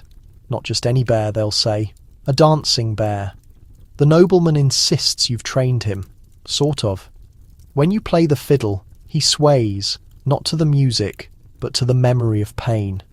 You hate it. Hate that he was taught this with hot irons and shouted commands long before you ever held the chain. Now he dances when he's nervous. When he hears the tune, his body rocks from side to side, searching for the pattern that won't get him whipped. But you do try to be gentle. You sneak him honey when you can. Let him lie on softer straw. Talk to him when no one's listening. Sometimes he huffs softly back. It's the closest thing you've felt to affection in months. The village gatekeeper eyes you as you pass. His hand rests near his pike. You give a nod. He doesn't return it. You've brought the bear through here before. Last time it growled at a child who got too close. That boy still has the scar. It wasn't the bear's fault. The child threw a stone, but no one remembers that part. As you enter the square, the crowd gathers. Some cheer, some jeer. You pretend not to hear the whispers. That thing should be put down. Look at its eyes. Demon eyes. The bear shifts behind you, tugging slightly. You give the signal. Low, steady pressure. And he settles. You tie him to the post loosely so he can move. Then you take out the fiddle. Your fingers tremble. The strings are damp. You draw the bow once and the bear lifts his head. Twice and he begins to sway. The people love it. They clap, laugh, toss a few coins at your feet. The nobleman watches from under a fine green awning, sipping wine he didn't offer you. He doesn't clap, just nods once like he's pleased or bored. You hate this part most of all. The bear finishes the routine and slumps to the ground, panting. You kneel beside him, shielding his eyes from the sun. You whisper a word you've repeated so many times it's lost all meaning. Good. You mean it. Every time a child approaches, holding out an apple, you almost shout, "Don't get close." But the bear surprises you. He gently accepts the fruit and eats it, slow and deliberate, as if to prove he still has some dignity left. You exhale. But the day's not over yet. The fair continues long after the performance ends, but no one asks about the bear again. They've seen what they came to see. They move on to the puppet show, the roasted chestnuts, the tightrope walker balancing over an alley strung with bunting. You remain behind the green awning, wiping the sweat from the bear's brow with the hem of your tunic. He blinks slowly, the kind of blink that says, "I've seen too much and understand too little." A servant eventually brings a wooden tray.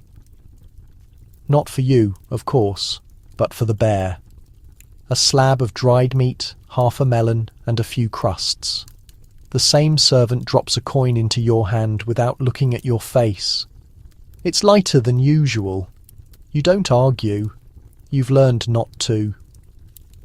The nobleman is already in conversation with someone else, pointing at a falconer's glove, laughing like nothing's ever gone wrong in his life.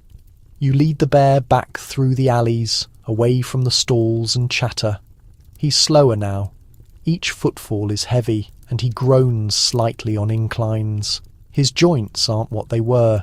You wonder how much longer he'll last. Not in terms of years, but performances. Days like this take something out of him that won't grow back. Back at the stable where he sleeps, you remove the collar. It takes effort. Your hands still shake when working the clasp, but once it's off, he slumps into the straw with a low grunt. You stroke the fur behind his ears, the only place that hasn't gone rough or bald from years of wear. For a moment, you both sit in silence, and then the bear does something strange. He leans into you. Not aggressively, not out of hunger, just wait. A slow, deliberate press of muscle and warmth, like he's offering you shelter or asking for it. You sit still, letting him rest. You imagine the two of you in another life, a quiet cottage by the forest. No crowds, no chains, no nobleman with coins and boredom. Just trees and rivers and the two of you sleeping beneath the stars. You know it's fantasy. You hold on to it anyway. Someone once asked if you were afraid of him. You said no. What you didn't say was that you're afraid of what happens after him. When the bear is too tired to dance, when the nobleman finds a new pet, a new novelty, what will happen to the old bear then? And what will happen to you? Because the truth is, you don't have another skill. You weren't born a tradesman. You can't read or write well enough to clerk. You can't hold a sword steady, not since your shoulder injury. You're a man who leads a bear, and when the bear goes, who are you? You lay out fresh straw, fill his water and bolt the gate. Before you leave, you turn back. He's already asleep, one paw curled under his chin like a child. You smile just a little, and for now that's enough. You pull the chain over your shoulder and walk out into the dusk, where the streets are quiet again and the laughter is all blown away. The cart is rickety, the wheels groaning on every cobblestone, but it doesn't matter. You won't be riding it, you'll be standing on it or flailing beside it, depending on how well the crowd plays along today. You adjust your dusty cap, throw a glance toward the clouds overhead, grey as usual, and then reach inside the crate for your companion. A toad. It's not poisonous, not magical, just plain and squat and a little annoyed to be here. You've painted a small red mark on its back for flair. The crowd loves a little theatre. You're a toad eater, the lowest ranking actor in a travelling medicine show. Your job is to fake an illness convincingly and then fake a miraculous recovery after drinking your master's so-called cure-all. It's part performance, part scam, and all survival. Your master, the doctor, is already on his crate, wrapped in a faded velvet coat, holding a bottle high like a holy relic. He's bellowing about ancient herbs, distant temples, secret recipes guarded by Eastern monks. None of it true, of course, but it's not about truth. It's about rhythm. Words that sound like hope, tones that drip with promise. Then comes your cue. You stumble into the square, clutching your stomach, moaning just loud enough to draw curious eyes. You collapse theatrically near the cart. Someone in the crowd gasps. The bottle stops mid-air. The doctor turns, gasps as well. What luck! A man has been stricken on the very day he arrived in town. He crouches beside you, uncorks the vial with a flourish, and tips the liquid between your lips. It's bitter, herbal, and completely harmless. Just a mixture of alcohol and mint. Sometimes fennel. But your job isn't to taste it. Your job is to transform. You convulse once, then twice, then rise with wide eyes, stumbling to your feet like a man reborn. You shout something. I can feel my legs. I can see. I'm cured. Whatever suits the flavour of the day. You toss the toad in the air for drama. It thumps softly onto the cart and does its part by blinking, which everyone finds hilarious. And just like that, the coins come out. You hop off stage as others gather. The doctor sells tiny bottles for a few pence each. He calls it elixir, panacea, draught of vitality. Whatever suits the region. You linger at the edge of the crowd, pretending to tremble just a little longer, wringing out every drop of sympathy. If you're lucky, someone presses a coin into your hand. If not, at least you get the leftover stew. Tonight, you learned the act in bits. First the collapse, then the cure. Then the deeper tricks. The fake cough with blood made from beet juice. The trembling hand that stops just after the drink. You once chewed soap to make your mouth foam. The master was impressed. But it's not just performance, it's risk. Once a woman claimed you were her cousin, dead. She screamed that you were a ghost. Another time, a child tried the tonic and vomited all over the stall. You had to carry him home, pretending it was a purification. The crowd bought more bottles than ever that day. You're always on the edge of lying, of laughing, of losing the whole illusion. But you're good, maybe too good, and tomorrow, in another town, you'll die again and rise. By dusk, the square empties out. The doctor packs the unsold bottles into a crate lined with straw, whistling a little tune that's too cheery for how cold it's gotten. You gather up the props, the cloth for fainting, the spoon for reviving, and of course, the toad. He sits quietly now in a tin cage, eyes like wet pebbles. You feed him a fly and whisper, "You're the real star here," though he doesn't seem moved. Tonight you camp just outside the village. Too many folks grow suspicious if you stay near the inn. You've heard the words, fraudster, liars, beggars in costume. You're not welcome under warm roofs, so you settle for firelight and boiled onions. Your boots stay on always. You've left towns in a hurry before. The doctor drinks from one of his own bottles, mostly to warm himself. You sold it today, he mutters, tipping his hat down over his eyes. That boy really believed you were dying. Good quiver in the hand. You nod, but you're already thinking about tomorrow. What act will it be? Blindness cured, lameness lifted, a miraculous recovery from sudden fits. Sometimes you get to be creative. Once you claim to be unable to speak, holding up signs until the elixir returned your voice.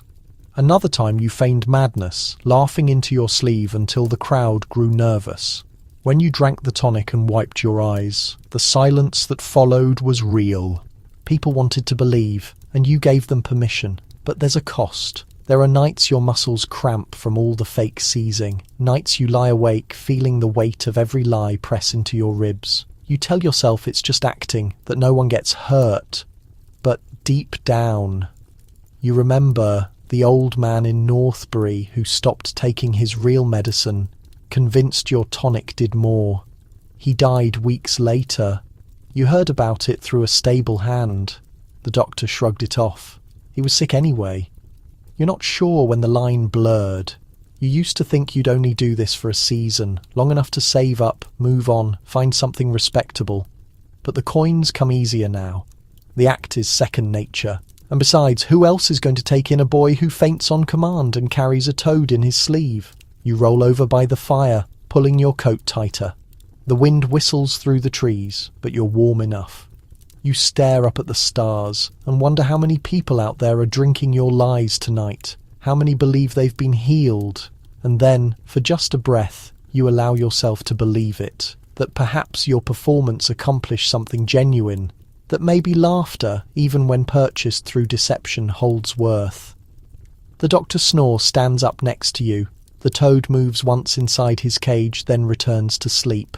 And what about tomorrow? Tomorrow you'll perish again, at exactly noon, and emerge perfectly healed, right on time for the coins to drop. The yelling begins before the auction. It always does. The mob pushes forward, drinks clutched tight, laughter bubbling just beneath the surface like something simmering. A man waves a coin overhead, another shouts something vulgar. Someone else whistles, not toward you but toward her. The woman positioned next to you, head lowered, bonnet sliding crooked, cheeks coloured with more than shame. You aren't up for sale today, but you've witnessed what occurs when you are, because this isn't a livestock auction. Not exactly. It's a wife sale, and your role today is to perform as assistant auctioneer. Or perhaps just diversion. You assist the husband with holding the rope, or you cradle the child while the bidding commences. It varies by day. The rope, that's the crucial part. It's tied loosely around the woman's waist or wrist, or sometimes around both, like she's some wandering beast. It's not legally mandated, but people anticipate it. Symbolism. A theatrical gesture for the masses, as if restraining her renders the entire thing less human. The husband stands proud, inflated with ale and self-righteousness. He's boisterous. He must be. He discusses her faults like he's negotiating over a mule. She complains, she wastes money, she don't heat the bed no more. He chuckles, so does the mob. You don't. You've witnessed enough of these to understand it's seldom about the woman. It's about his debt, his ego, his inadequacy. And this is the performance. The moment where he acts like he's releasing her, when actually he's just grasping for dominance one final time. The woman remains silent. She knows better. Some weep, some gaze straight ahead. Once one spat on the earth and damned the whole town. They applauded louder for her. You've committed to memory the pattern of these occasions. First, the opening offer, always too meagre. Someone yells, "Sixpence," and the mob roars. The husband acts insulted, though he anticipated it. Then someone proposes a shilling, maybe two if she's youthful or docile or attractive. The amount rises. You've witnessed as high as 5 shillings in a jug of cider and then purchased. No gavel, no documents, just a handshake and a turning away. The rope is transferred. The woman accompanies the new man. Sometimes she walks, sometimes she's dragged. And just like that, a marriage is dissolved. You assist with clearing the platform, if there is one. You collect a few coins thrown your direction. You don't inquire what happens afterward. You understand it's not your concern. But this one. Today she glanced at you. Not a prolonged look, not begging. Just an instant of eye contact while the bidding climbed, like she noticed you, like she was questioning if you noticed her. You did. And now you're pondering why you keep returning, why you assist with holding the rope, why you stand near the shouting. Perhaps it's the coin, perhaps it's the dread, or perhaps it's just the sensation that if you weren't present, someone more terrible would be instead. You despise the sound of the rope sliding through a man's fingers, like it's nothing but cord. After the transaction, the square clears rapidly, not from shame, just tedium. There's always another spectacle approaching, a cockfight, a drunken brawl, or a cheap musician plucking out dance melodies on a broken fiddle. The mob drifts and the echoes of laughter fade out between stone walls, leaving behind a few muddy footprints. A woman with a new surname she didn't request. You remain behind to assist with gathering the leftover remnants. Someone dropped half a meat pie in the commotion. You brush off the dirt and pocket it. Tonight's meal. Nearby, the rope lies in the slush, abandoned or maybe thrown away. The husband's already departed, stumbling toward the tavern with his coins jingling like applause. The new man stands silently with his purchase. He doesn't touch her yet, just stares, like he's attempting to understand what he's acquired. She doesn't glance at him or you. She adjusts her bonnet, turns her shoulders inward, and waits. When he finally nods, she follows. You observe them depart, your boots frozen in place. You've witnessed this conclusion before. Sometimes it's improved than before, sometimes it's not. Sometimes she vanishes from the town completely. You recall 1 month ago who returned. She'd been purchased by a cobbler with gentle eyes and calloused hands. She came back to visit her sister, walking with a straight spine and a small bundle of new linen beneath her arm. Said little, smiled once. It wasn't much, but it was something. Still, those are uncommon stories. You question yourself how this ever became acceptable. In taverns, the elderly men label it tradition. They jest about it, less expensive than a divorce they claim, because actual separation through the courts is nearly unattainable. For most it demands petitions, signatures, church approval, and even then it costs more than anyone here makes in a year. But if you tie a rope and locate a mob, that's all it requires. Some women plead for it. That's the aspect people don't discuss when the husband is brutal, when there's no tranquility in the house. Some women request to be sold, not because they desire to be possessed by another, but because even the unknown is superior than the life they possess. You heard one murmur, "At least he won't strike me." She stated it while adjusting her bonnet in a broken mirror. Her hands never stopped trembling.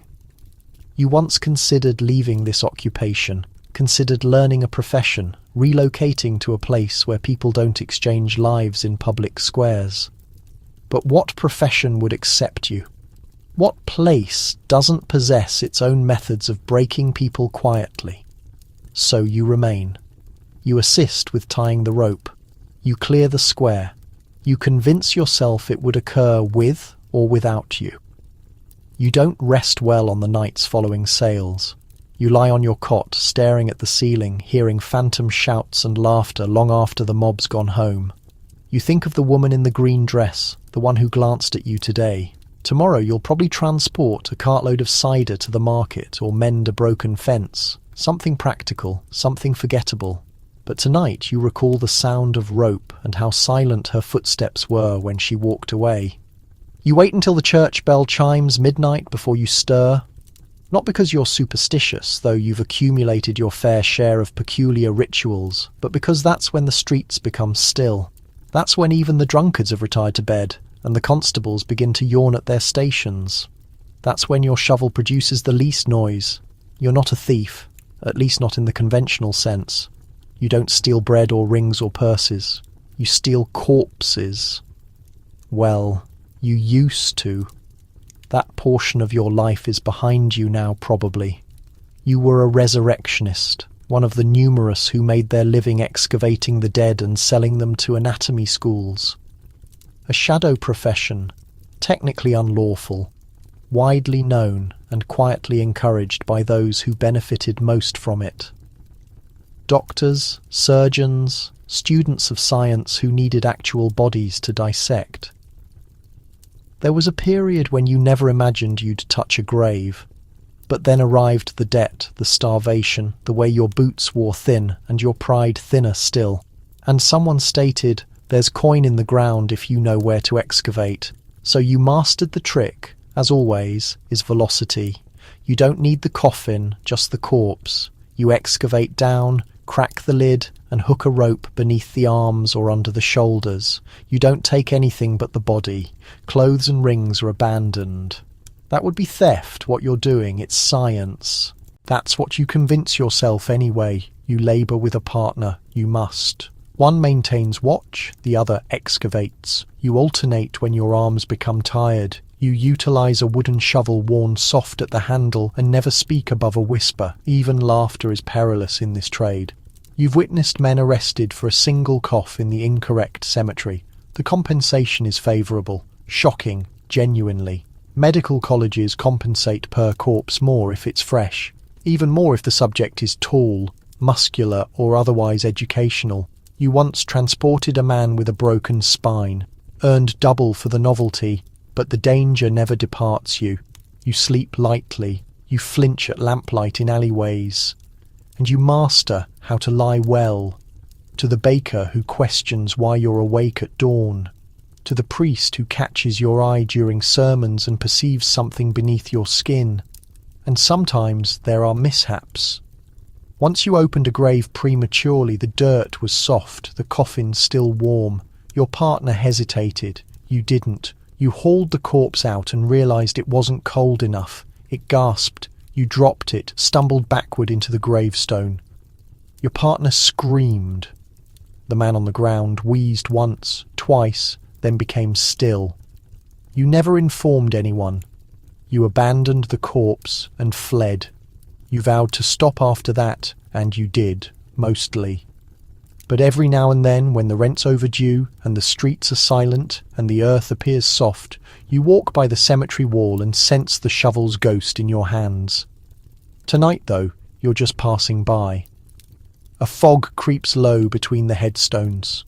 Somewhere an owl hoots, and you continue walking, coat pulled tight, eyes forward because the dead should rest even if the living can't.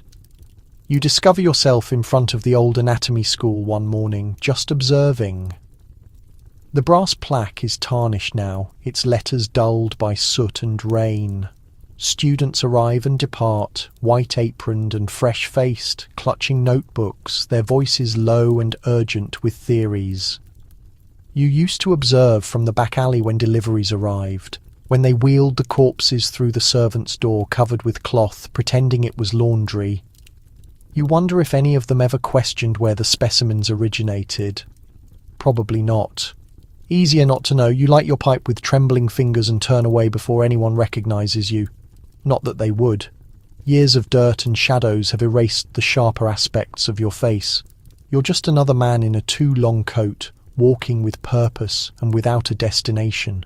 You attempted genuine work after you stopped excavating, carting barrels, mending fences, even laboured as a night watchman for a week until someone discovered who you were. The name Resurrectionist clings longer than mud. You maintain it quiet now. When questioned about your past, you state you were a graveyard keeper, which is technically accurate. You kept your eyes on the graveyards, just not in the manner they anticipate. One night in a pub, a drunken doctor thanked you, stated he couldn't have passed his examinations without people like you. You nodded and smiled and then observed him vomit into a flower pot. There was no glory in it, no purpose either, not genuinely. You convinced yourself it was about science, that the men you disinterred were contributing to knowledge, that they were accomplishing more benefit in death than they ever could in life. But late at night, lying on your straw mattress, you recall their faces. You convinced yourself you never looked, but you did, just once, and that was sufficient. The worst wasn't the shame, it was the silence, the kind that accompanied you home, the kind that crawled into your clothes, into the soles of your feet, and sat quietly in the corners of your room while you slept, or attempted to. You never retained the coins long. They went to bread, to rent, to warm ale on colder nights. You possess nothing to demonstrate for it now. No savings, no family, just the knowledge that for a period you assisted the city's finest doctors, held a scalpel with confidence, and slept with a clean conscience. You walk the cemetery now with different eyes, not as a scavenger, but as someone who finally comprehends the weight of stillness. You nod at the graves, you nod at the names. Sometimes you bring flowers. No one observes you accomplish it. Once you buried a stray dog that had been struck by a cart, excavated the hole yourself, even lined it with stones. No one compensated you, no one requested you to, but when you patted the earth down, something in your chest loosened. Not joy exactly, just air. You're older now, slower. The shovel is gone, you've taken to carrying a walking stick instead, though some nights you still grip it like a handle and sense the old rhythm in your wrist. The tug, the pull, the lift. You shake it off and continue walking. Because what you accomplish now is recall. And sometimes that's the more difficult job. The sky still bruised with morning. When you reach the edge of the field, a low mist clings to the grass, wrapping around your boots, swallowing your breath. There's no one else out here, not yet, just you, a patch of wet earth and a few handmade clappers strung together from tin scraps and twine. You're small, that's why they hired you. You're a child scarecrow, one of the quietest occupations in the world, and one of the loneliest. They don't state it quite like that, of course.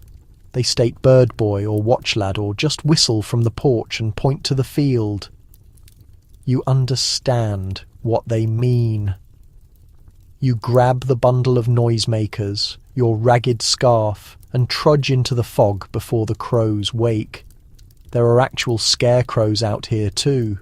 Wooden crosses with mouldy hats and shredded coats, swaying gently in the breeze. But the birds have mastered not to fear them. They're clever, those crows. They'll land right on the outstretched arms, pecking at the turnip heads with complete indifference. What they're afraid of is you. Well, sometimes you wave your arms when they approach. You shout. You stomp through the cabbage rows, swinging your clappers, hoping the sound is sufficient. Sometimes it functions. Other times they just observe you, heads tilted, beady eyes sharp. You wonder if they're planning something, a quiet rebellion perhaps. Your clothes are damp by midday, the dew soaks through everything. You shake your sleeves and stretch your fingers, already red with cold. No gloves. Your hands need to move rapidly, and besides you lost one mitten in the mud 3 days ago. You hide the other in your pocket now, like a secret. Lunch arrives in the form of a cold potato, maybe a hunk of crust, if you're fortunate. Someone brings you a bit of lard on bread wrapped in a handkerchief. Usually not. You eat with your back against a fence post, eyes never leaving the fields. If the birds arrive while you're chewing, you leap up, half choking, and chase them away with a mouthful of crumbs. Your job sounds keep the crops safe, but you understand it's not about the birds. It's about proving you're useful, being small, but not a burden. You're cheaper than a scarecrow and twice as mobile. You labour for half a penny a day, if that. But a warm word at dinner, that's the genuine wage. You labour for the chance to remain. You hum to yourself sometimes. Not songs, just sounds. It fills the space. The wind doesn't talk much, and neither do the turnips. Once you attempted talking to the birds. You questioned them what it's like to fly, to leave fields behind and go where the sun rises first. One crow hopped closer and cawed like it comprehended. Then it defecated on your boot and flew off. You didn't question again. Afternoons drag. Your legs ache from stomping. Your voice becomes hoarse from shouting. And always the cold. But there's a moment, just one, when the light strikes the field in such a manner that everything glows.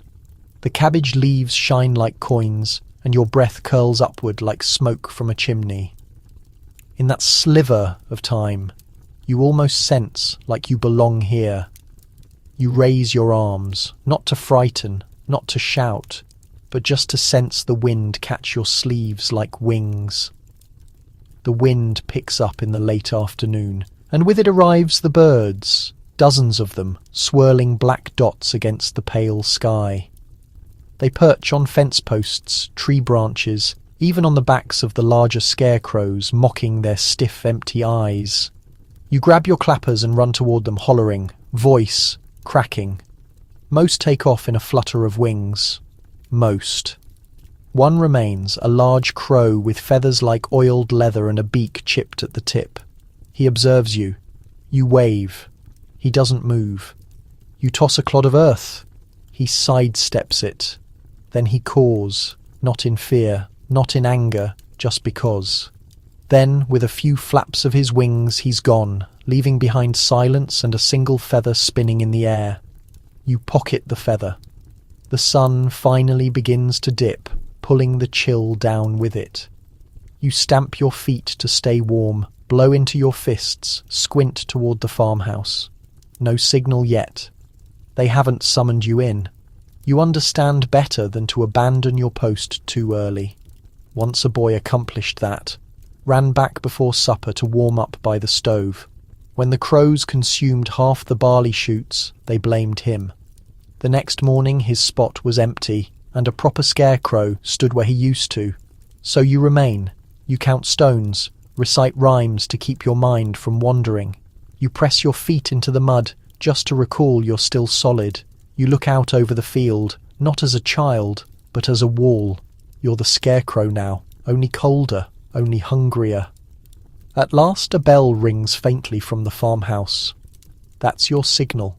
You collect your things, sling your clappers over one shoulder, and trudge toward the light. You don't anticipate praise, you rarely receive it. Maybe a nod, maybe a place near the fire if no one else is utilizing it. You sit on the floor, pull off your boots and peel away your socks, stiff with cold, but still yours.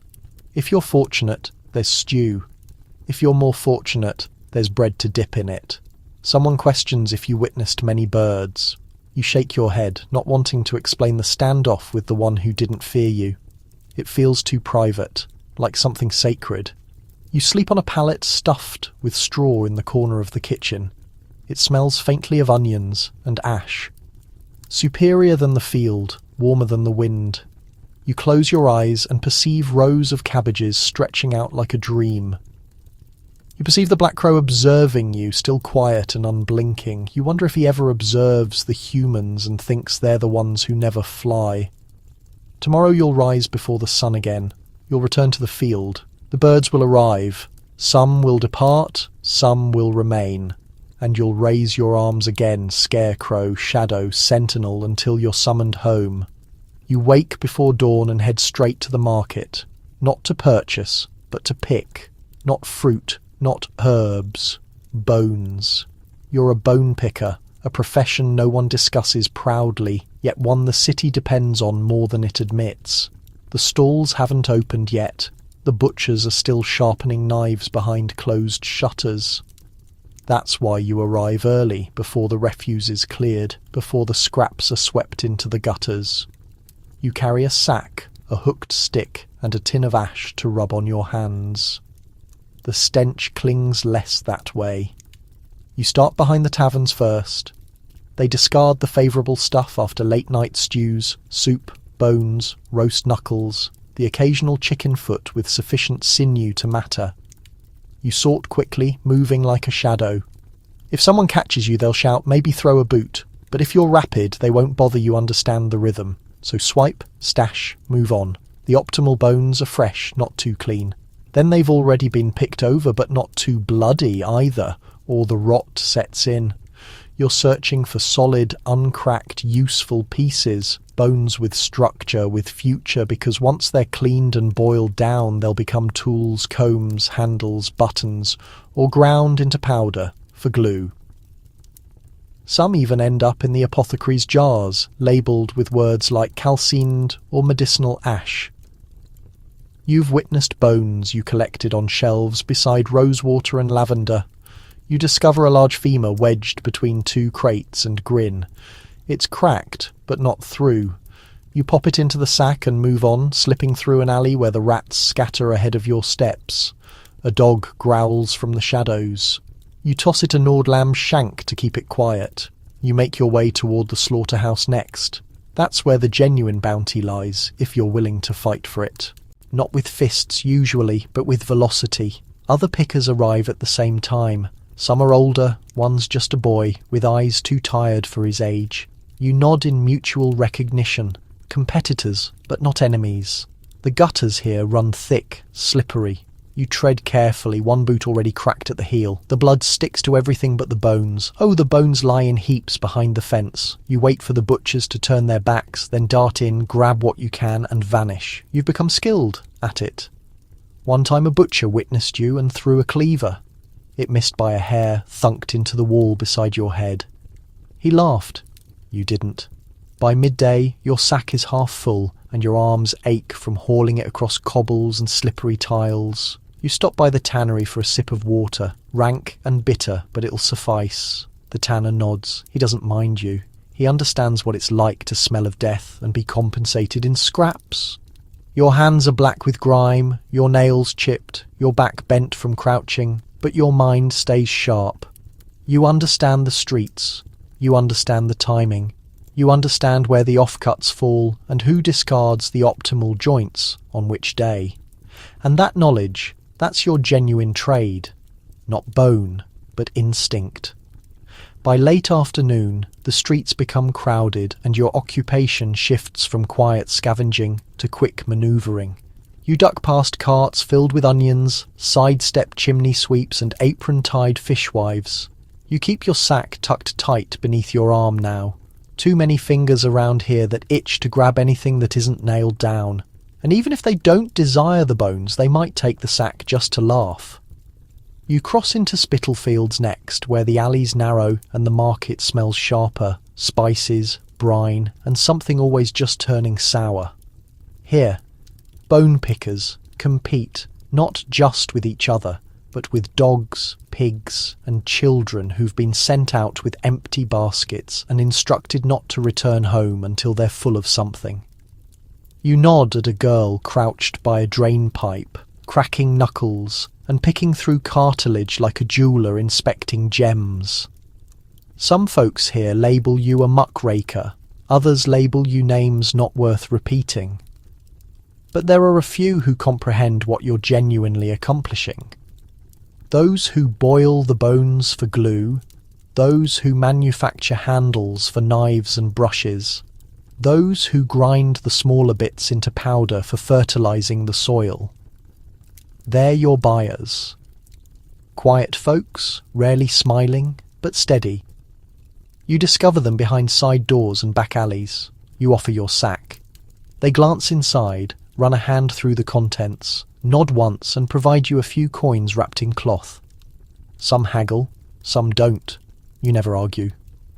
Money's money, and you understand what's worth more than a rib or a jaw. Once a woman compensated you extra for a whole stack of ox knuckles, stated her brother carved chess pieces out of them.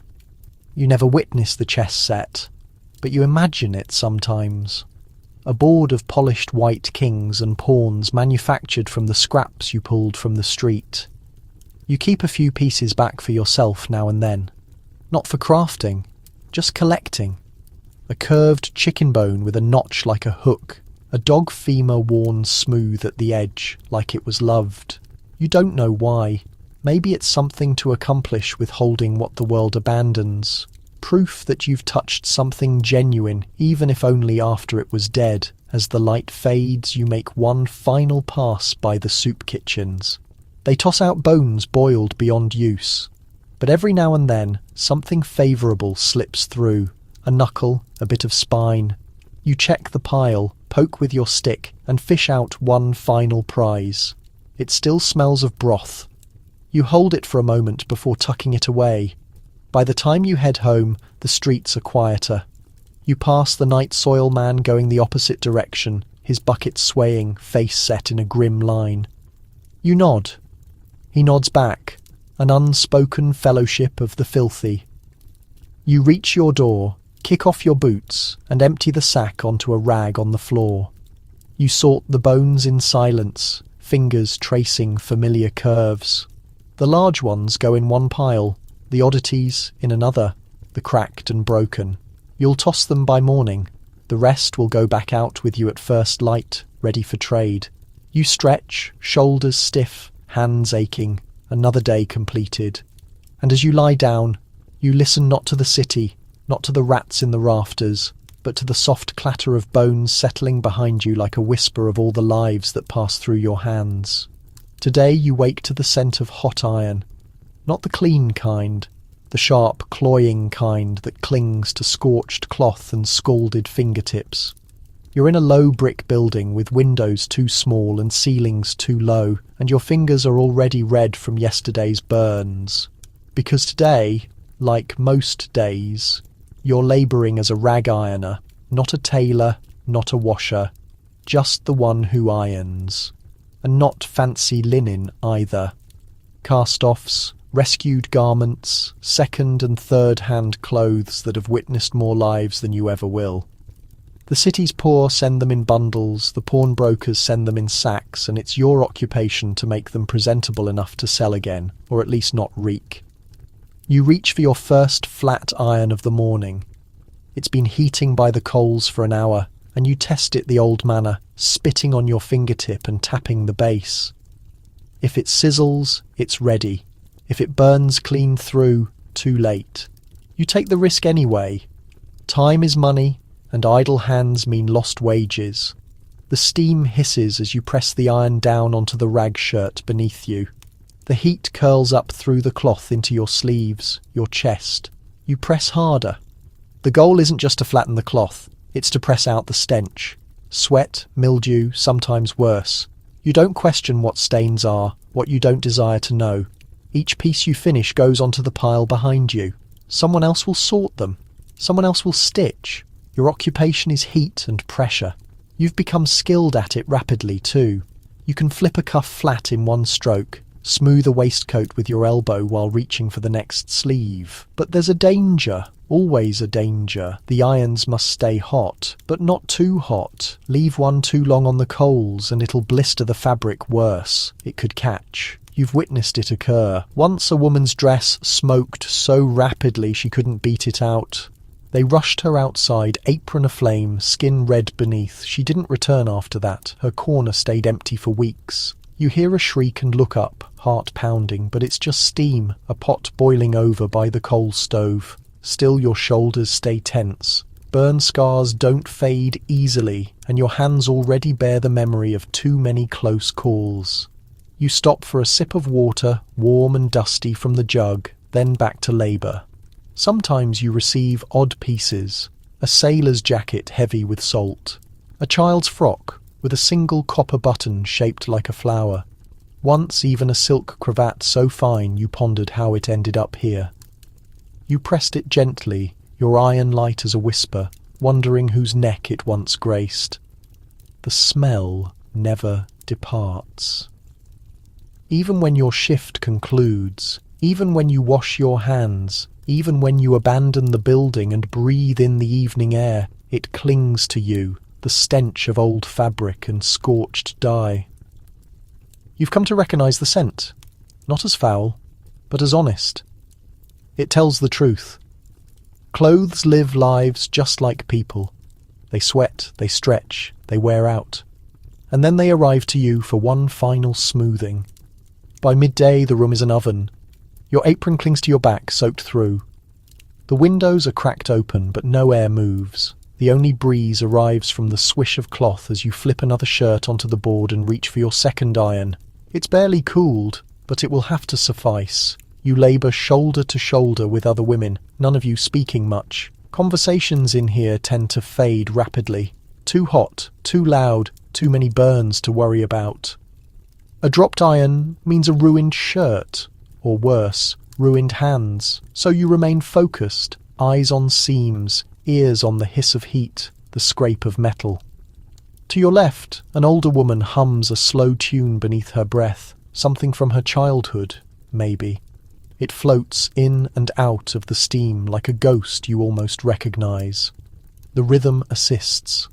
Oddly, you match your strokes to it. Press, lift, fold. Next, by the corner of the room sits a pile labelled dangerous. You're instructed not to touch those unless trained. They're infested lice, or worse. Sometimes the rag pickers don't sort well enough, and vermin cling to the threads. Fleas love wool.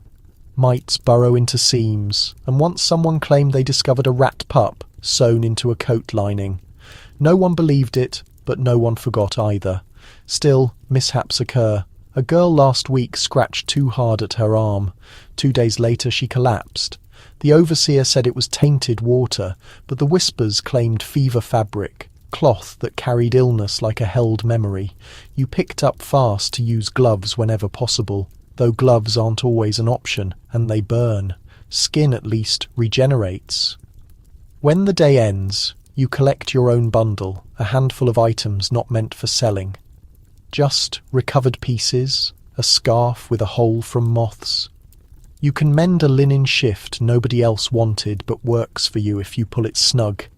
These scraps are yours to keep, provided you don't claim anything too valuable. They name it benefits, though really it's wages paid in remnants. Your fingers ache.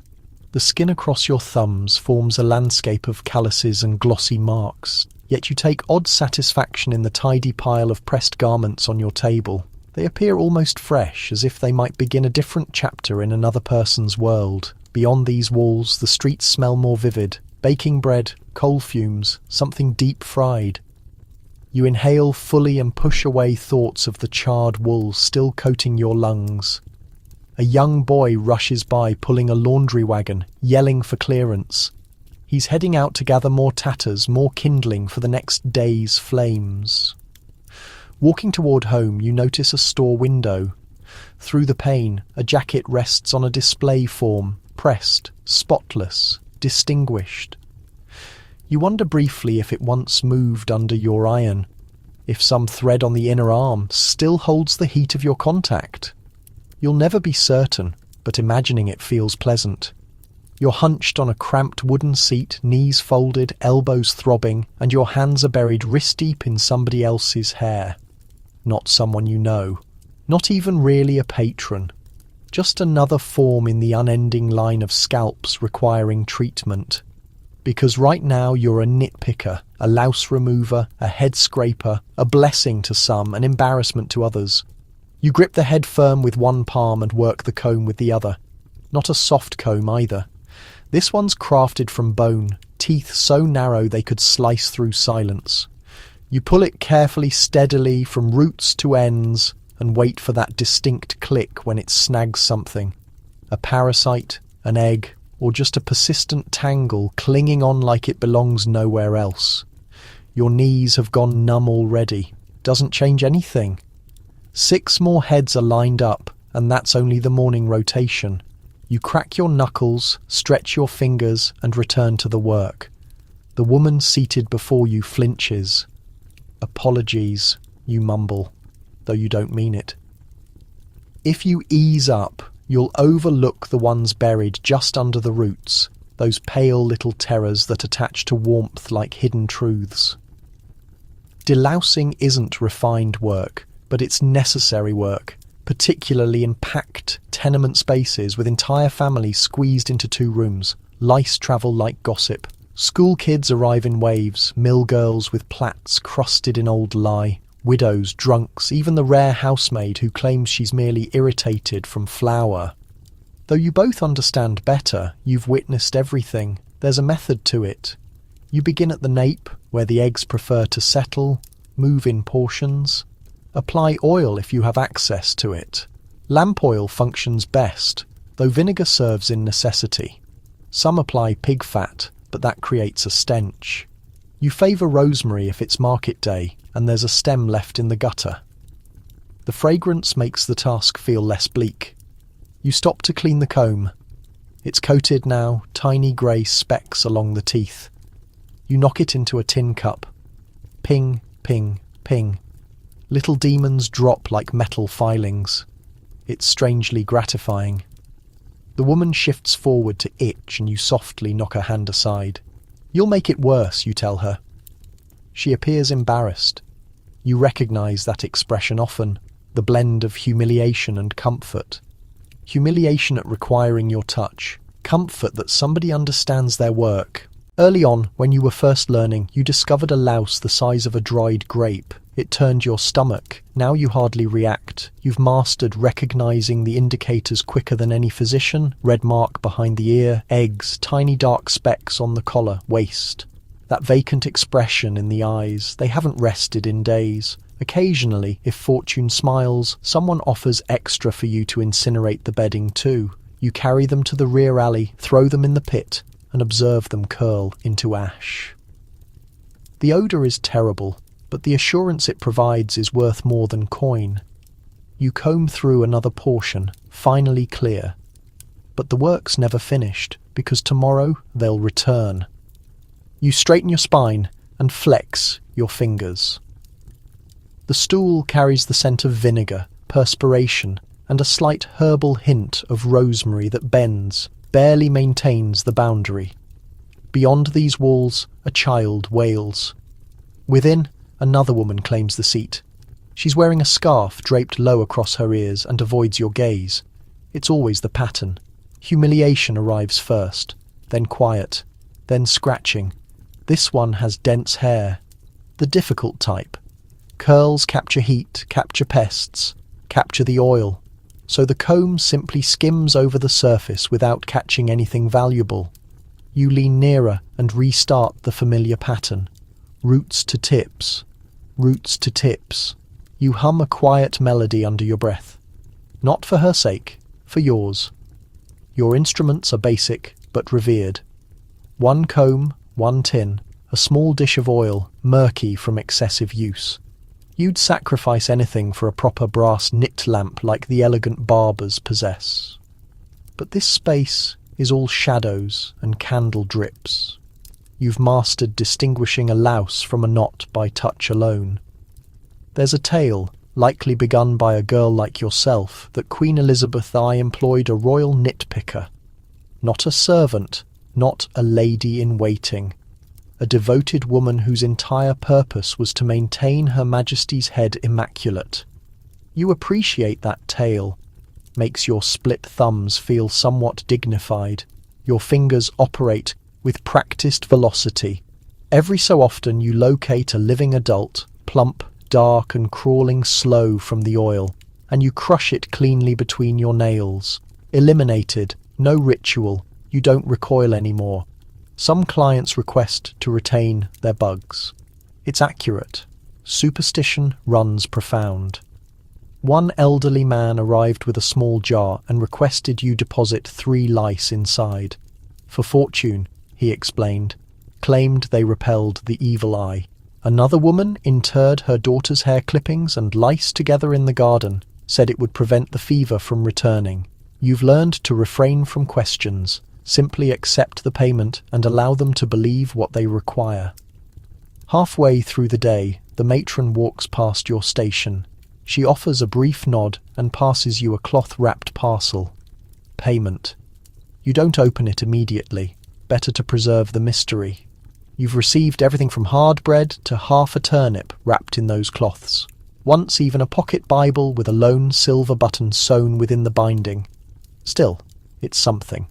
When the final client departs, you wash your instruments with heated water, then boil the comb in vinegar. You perform this every evening, not for protection, for ceremony. The bugs may return tomorrow, but for now your comb is pristine. That's sufficient. Beyond these walls the light dims, the city transforms under soot and haze. You pull your shawl close and move past a line of children scratching their scalps while their mothers negotiate for onions. One girl glances up and gestures toward you. That's the bug woman, she announces. Her mother silences her. You smile regardless because you understand what they don't. The work is filthy, true, but it maintains them all just this edge of disaster. You're crouched in the dim glow of a candle-lit corridor, examining the heel of a split leather boot. The atmosphere reeks of dampness and coal residue, and the gentle hiss of gaslight from down the passage does minimal work to soften the darkness. Today you're operating as a leather mender, a cobbler's helper of the lowest rank, assigned to the ignored, the damaged and the foul. This isn't refined boot crafting. No gleaming rows of buffed wingtips or sculpted heels here. This is the rear end of a world that travels. Servants' shoes, factory girl slippers, miners' boots so covered in filth they remain upright on their own. When you place them down, you don't quite repair as revive. The boots facing you are especially terrible. The soles have separated from the upper like a gaping mouth, exposing a chaos of straw, padding and wet decay. Whoever used them must have trudged through a marsh, or worse still, they were left with a copper coin and a note. Need 2 more weeks, that's all. No signature, just that frantic plea. You exhale, remove your gloves, and begin. First, you extract the old thread.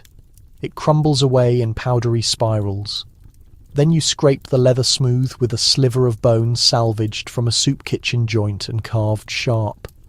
You apply a paste, created from pine resin and animal adhesive.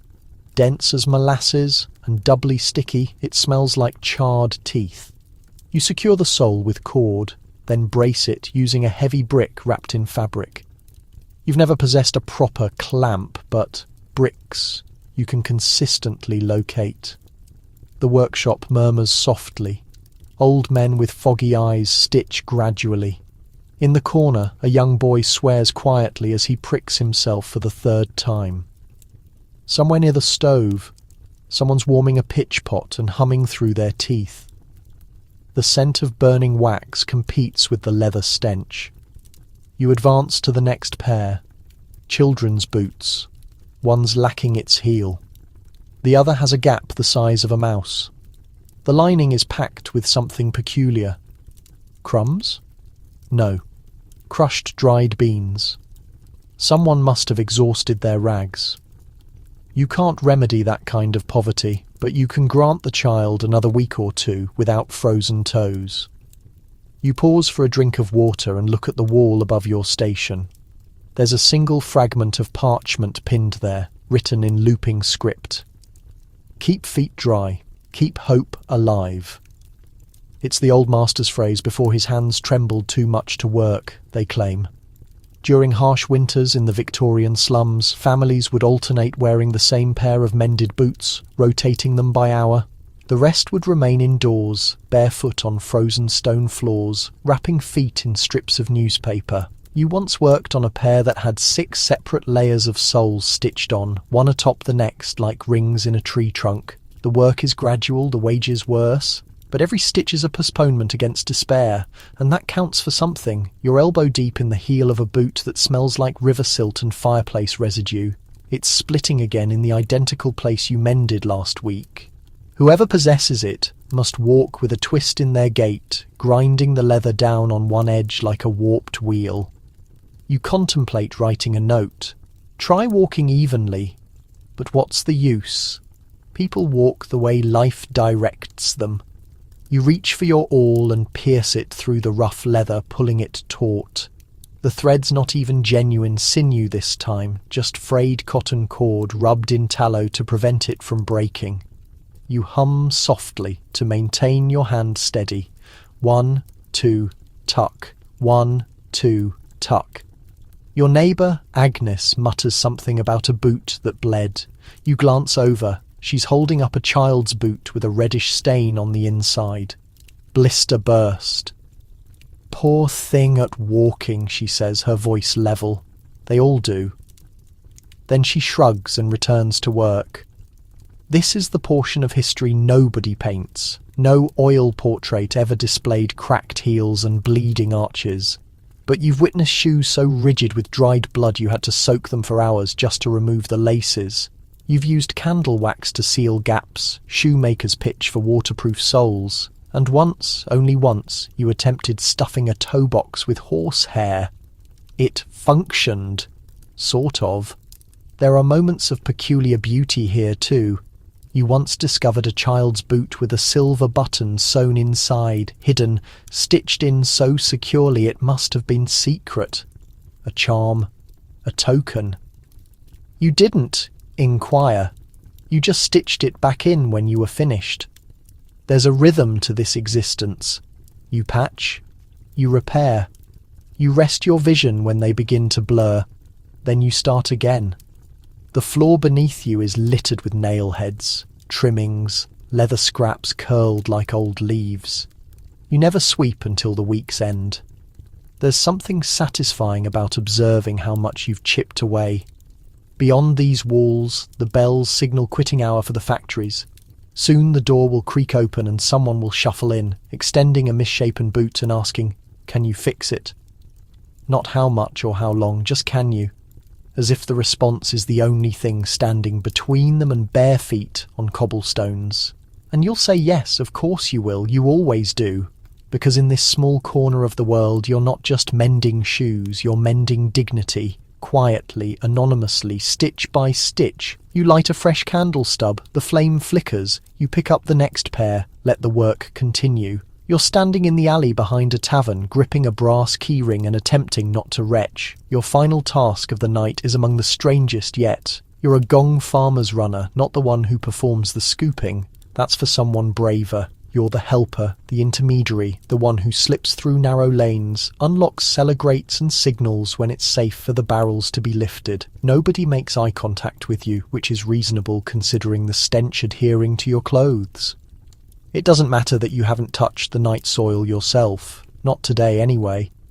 Once you've laboured a week with a gong crew, the smell simply resides on you. You've learned to walk quietly.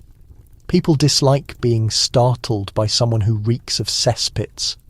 Tonight's location is a boarding house near the town's edge. The landlord waits by the rear wall, pinching his nose with a handkerchief that doesn't help. He gestures to the metal chute behind him. Third chamber's full. Rats again. You nod, produce your ring and crouch to release the latch. It squeals like it's suffering. You pull back the iron plate and lean away as a thick, damp blast of air rises out. It smells of rot and cabbage and something vaguely metallic. The pit's nearly full. You flash your lantern once, twice. A signal. A creak sounds down the alley. The cart approaches. The gong farmer himself is a broad man with arms like butcher's hams and a face that suggests he stopped smelling things a decade ago. He nods at you, lifts a bucket with both hands and vanishes into the pit. It's slow work, dangerous too. People fall in, people drown. You've heard tales of gong farmers suffocating within seconds from the accumulation of toxic gas. You never lean too close. Your task instead is to manage the route, knock the doors, whisper through cracks. It's tonight. Keep the windows shut.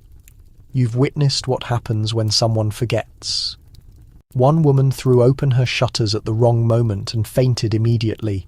You helped carry her inside. Her husband later brought you bread as gratitude. And yes, there are advantages.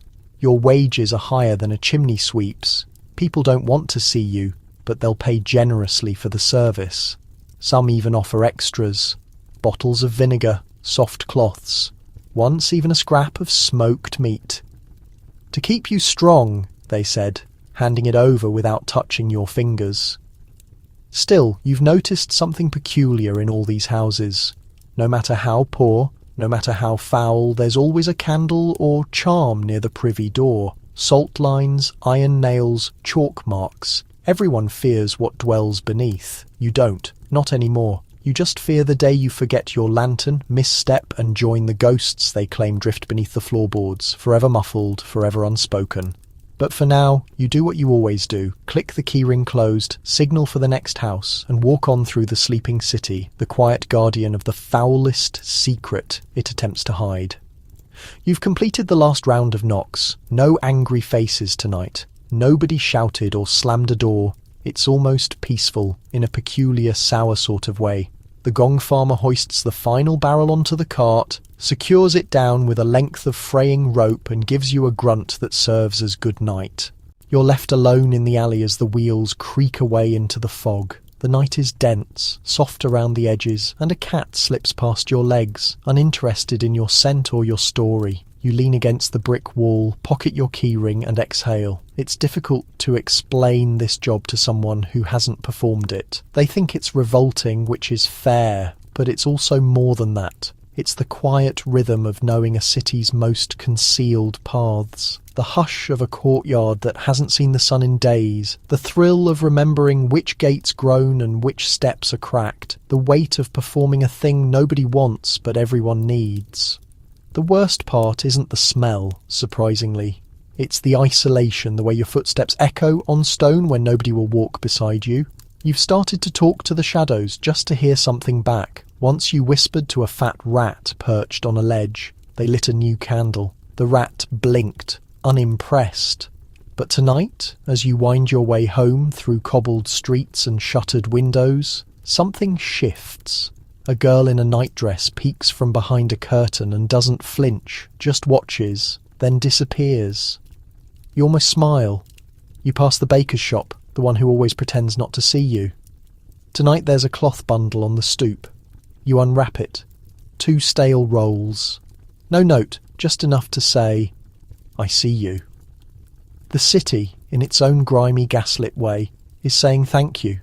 You've done your work. The streets will smell sweeter tomorrow. The chamber pots will be emptied. The rot beneath the world has been swept away, if only for one more night. You turn the final corner. Your flat is tiny, tucked above a disused stable with soot-blackened windows and a floor that tilts ever so slightly to the left. You unlock the door, step inside, and let the silence settle. Outside, the fog thickens. Inside, you pull off your boots, caked with filth, but still holding together thanks to a kind cobbler's patch job. You'll leave a coin under their door tomorrow. You light a candle stub, wrap yourself in the one wool blanket you own, and settle onto the straw-stuffed mat. The day has ended. The work is done. And in this strange world of invisible labour, where the worst jobs keep the rest from crumbling, you've earned your rest more honestly than most. Sleep comes quickly. You've walked through shadowy streets and narrow alleys, climbed rooftops, stitched soles, scrubbed stone, and held back the rot beneath entire cities. The people whose names history forgot, those with blistered hands, bent backs and stubborn hope, stood beside you, whispered stories into your ear, and showed you the strange, weary beauty of the jobs that kept the world turning. They never wore crowns or robes. They didn't sign decrees or build monuments, but every night they lit lanterns, lifted shovels, patched boots, and kept bread warm for another day. You felt the chill in their rooms, the weight of their buckets, the scratch of soot beneath their nails. Now let them fade back into the soft folds of time. The lanterns go out one by one. The streets fall still. That patched boot rests beside a warm hearth.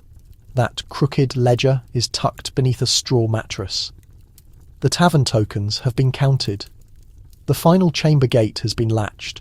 The oil has stopped bubbling. Everything is quiet now.